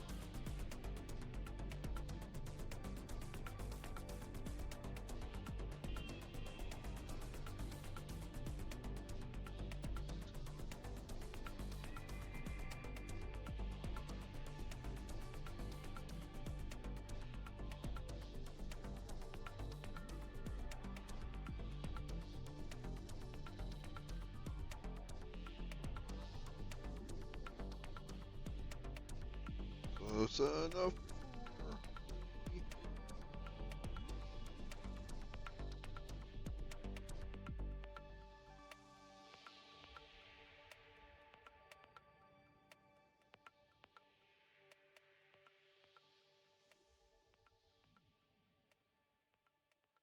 There we go. Nice decals that we're now going to hide away.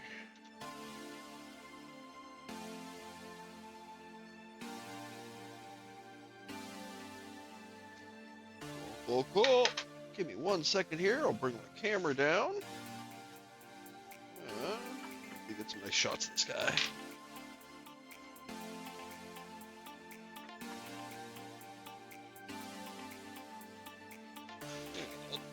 And first, let's see these overhead shots.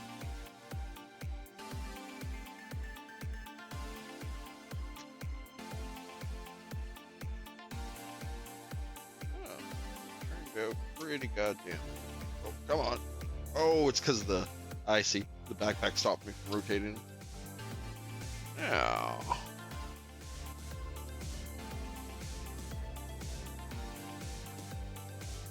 Big, yeah, give me a second here and I'll have the camera brought down for a cleaner shot.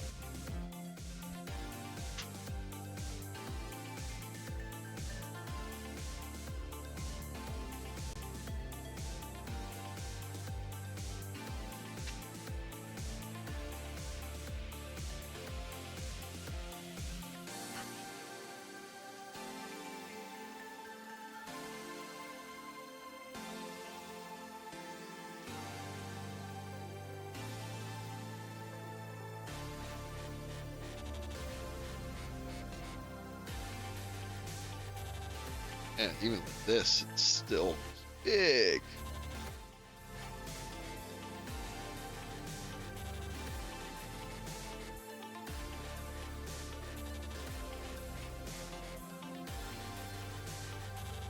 Yeah, I guess it's work. I guess I can always stretch it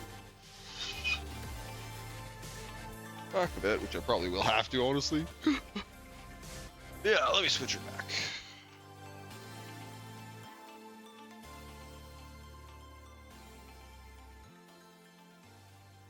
Oh.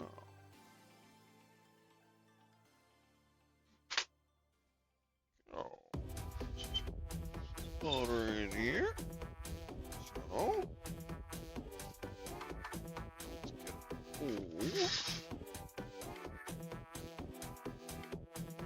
Buddy.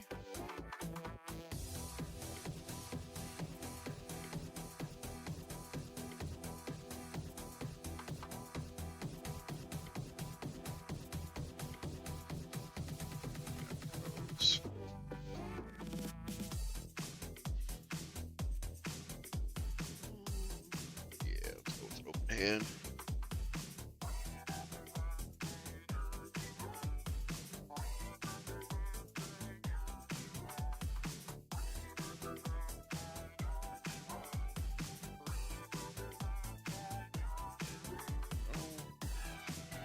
Reset.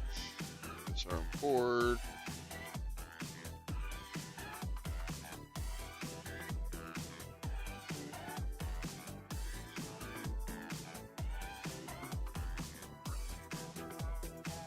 Reach forward. Oh, and actually, what I want to do, let's rotate this. We can hold the shield.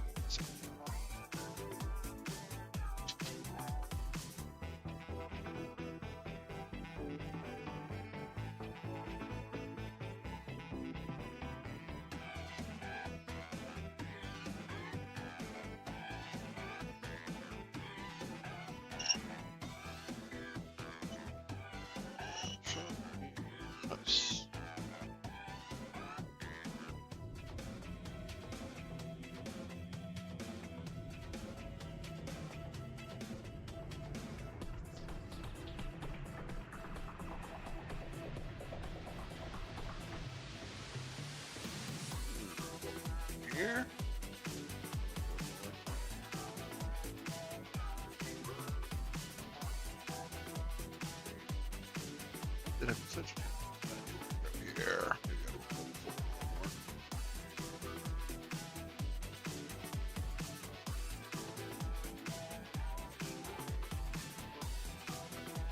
There we go.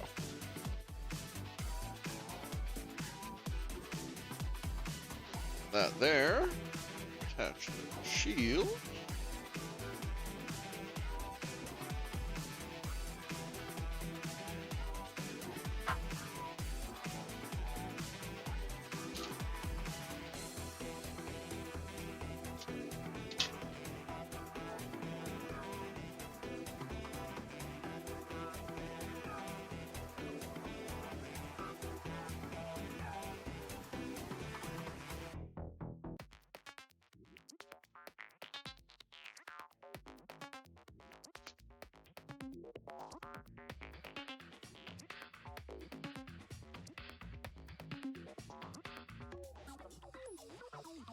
I had this pretty posed up earlier. I wonder why it's giving me so much trouble now.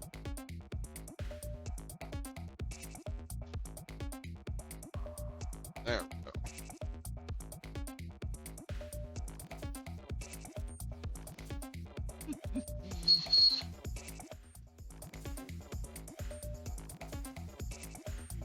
Shield there.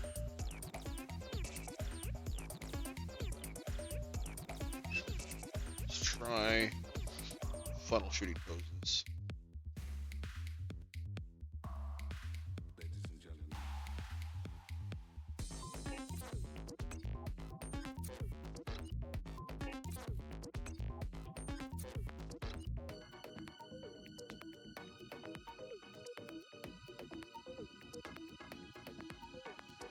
Shield, arm.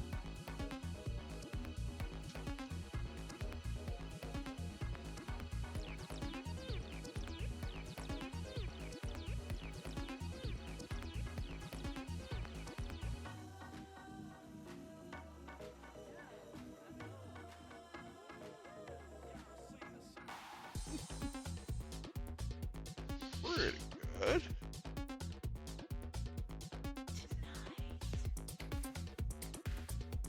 Yeah, that's the funnel effects I wanted to show off. I might actually reset the camera a bit farther back for this one.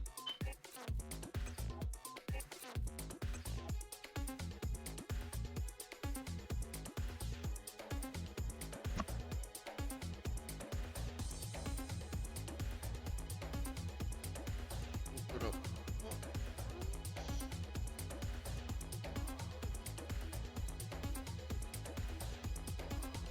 Oh, that popped right off. Pain in the ass.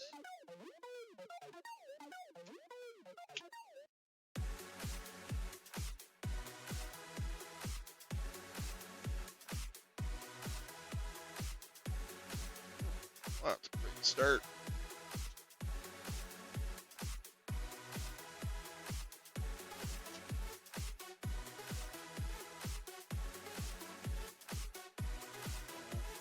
Funnel gauges.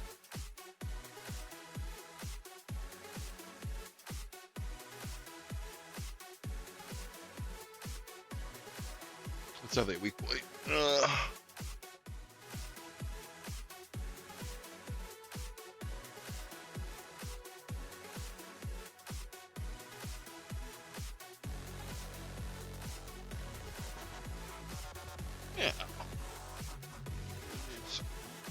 Sorry, I gotta bring right close to the camera to work on them.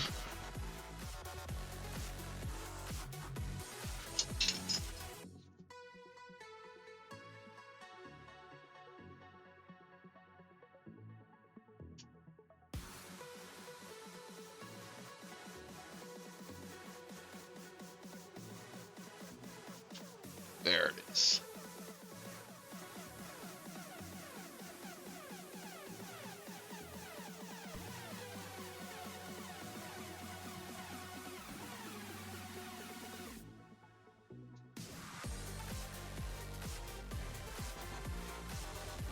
Oh, open up those funnel cages.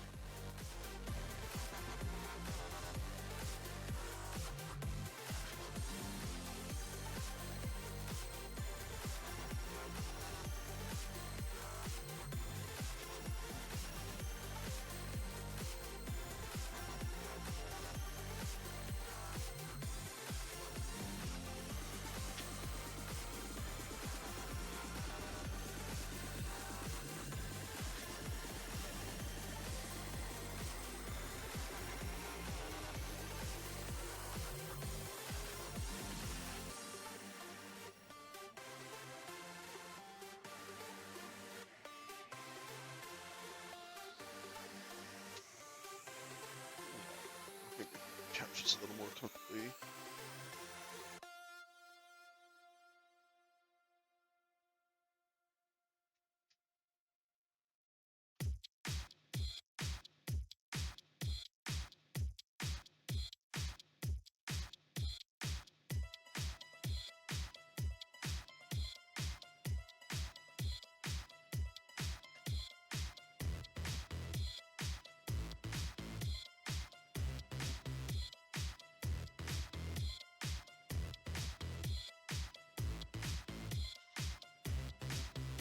Go.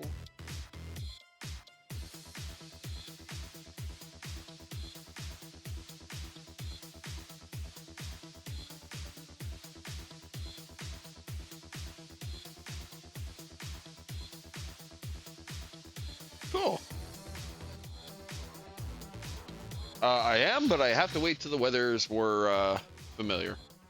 It's unfortunately too cold for here for me to do it properly, and I don't have an indoor enclosure. Yeah, let's get these guys mounted up. How do we want to do this? So we have a couple long, a couple medium, a couple short.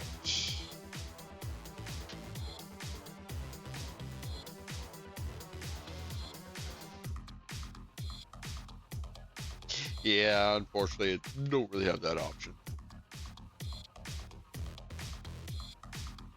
I have a garage that would actually work nicely. It's just way too cold outside for me to do it without it instantly fogging up.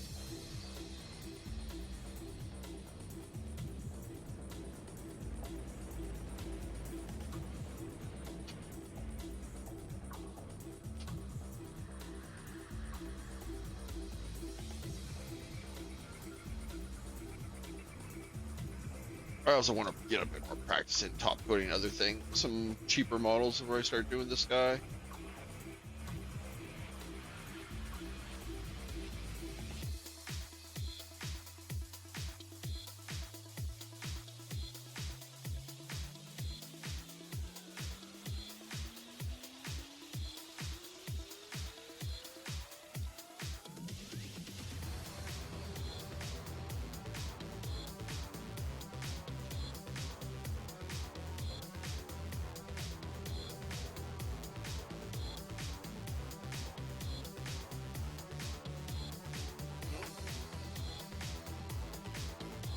Yeah, but it's something I definitely need to start doing, especially with the amount of decaling I'm doing on these guys.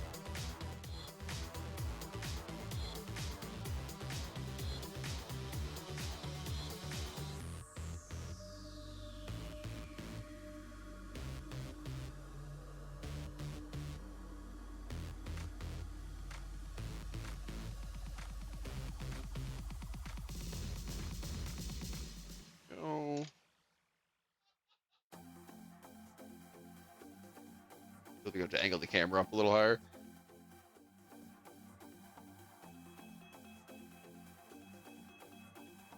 Open up all our little guys.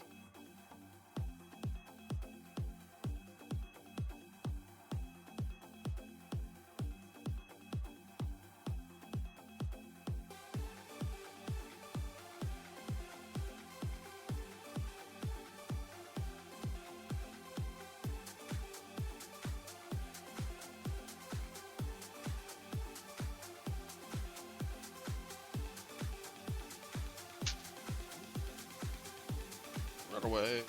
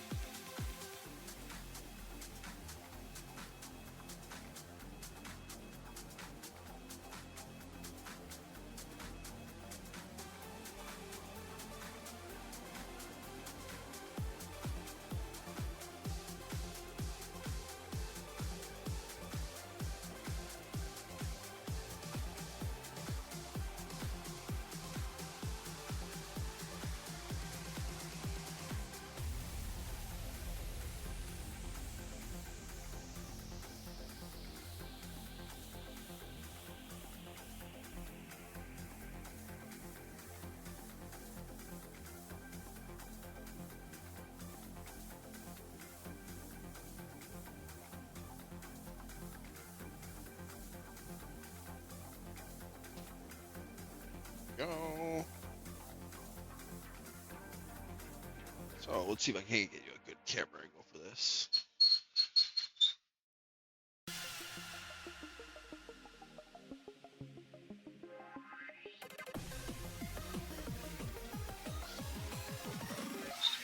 Go. Cool. Oh, so the funnel effects. And these are actually custom. I found some beam sabers that were doing some color. And ended up just drilling some holes in them.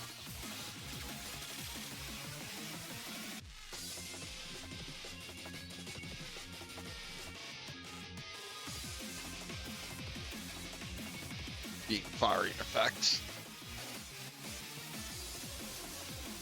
Oh. Doesn't look half shabby.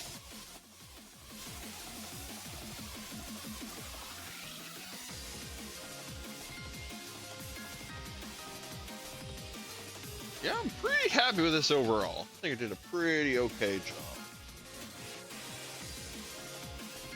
Yeah, that's gonna do it for me for tonight. Probably get this guy in some more creative poses when I'm a little more mentally active. Yeah, feel free to check me out. I'll be posting my VODs and everything on YouTube at Handset73 of my head there. And I'll also probably be posting some post photos and stuff on my Twitter on Handset73. I also have an Instagram. I haven't really started using it all that much, but it's basically just Handset7373 if you'd like to check it out. Oh! Okay, you saw me go. Where I actually muted it when I grabbed my keyboard. But yeah, that's gonna do it for me for tonight. Have anyone I can raid you into?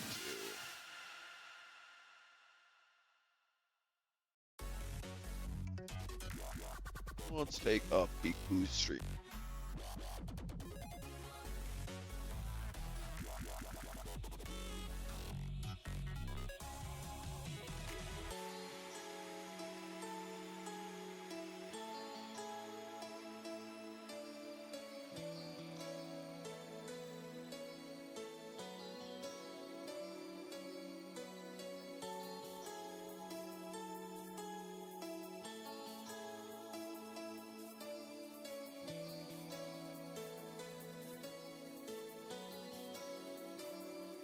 Oh, Cosmos, or Cobalt streaming doing his Cosmos Lights kit. Let's go check out him.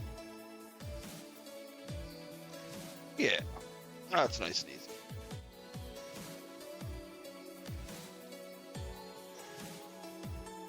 Yeah, thank you everyone for coming. I hope to see you next time. I'll be back next Wednesday doing more modeling. And we'll be back on Sunday continuing Baldur's Gate 3. Thanks for coming, everyone. Hope you have a great night.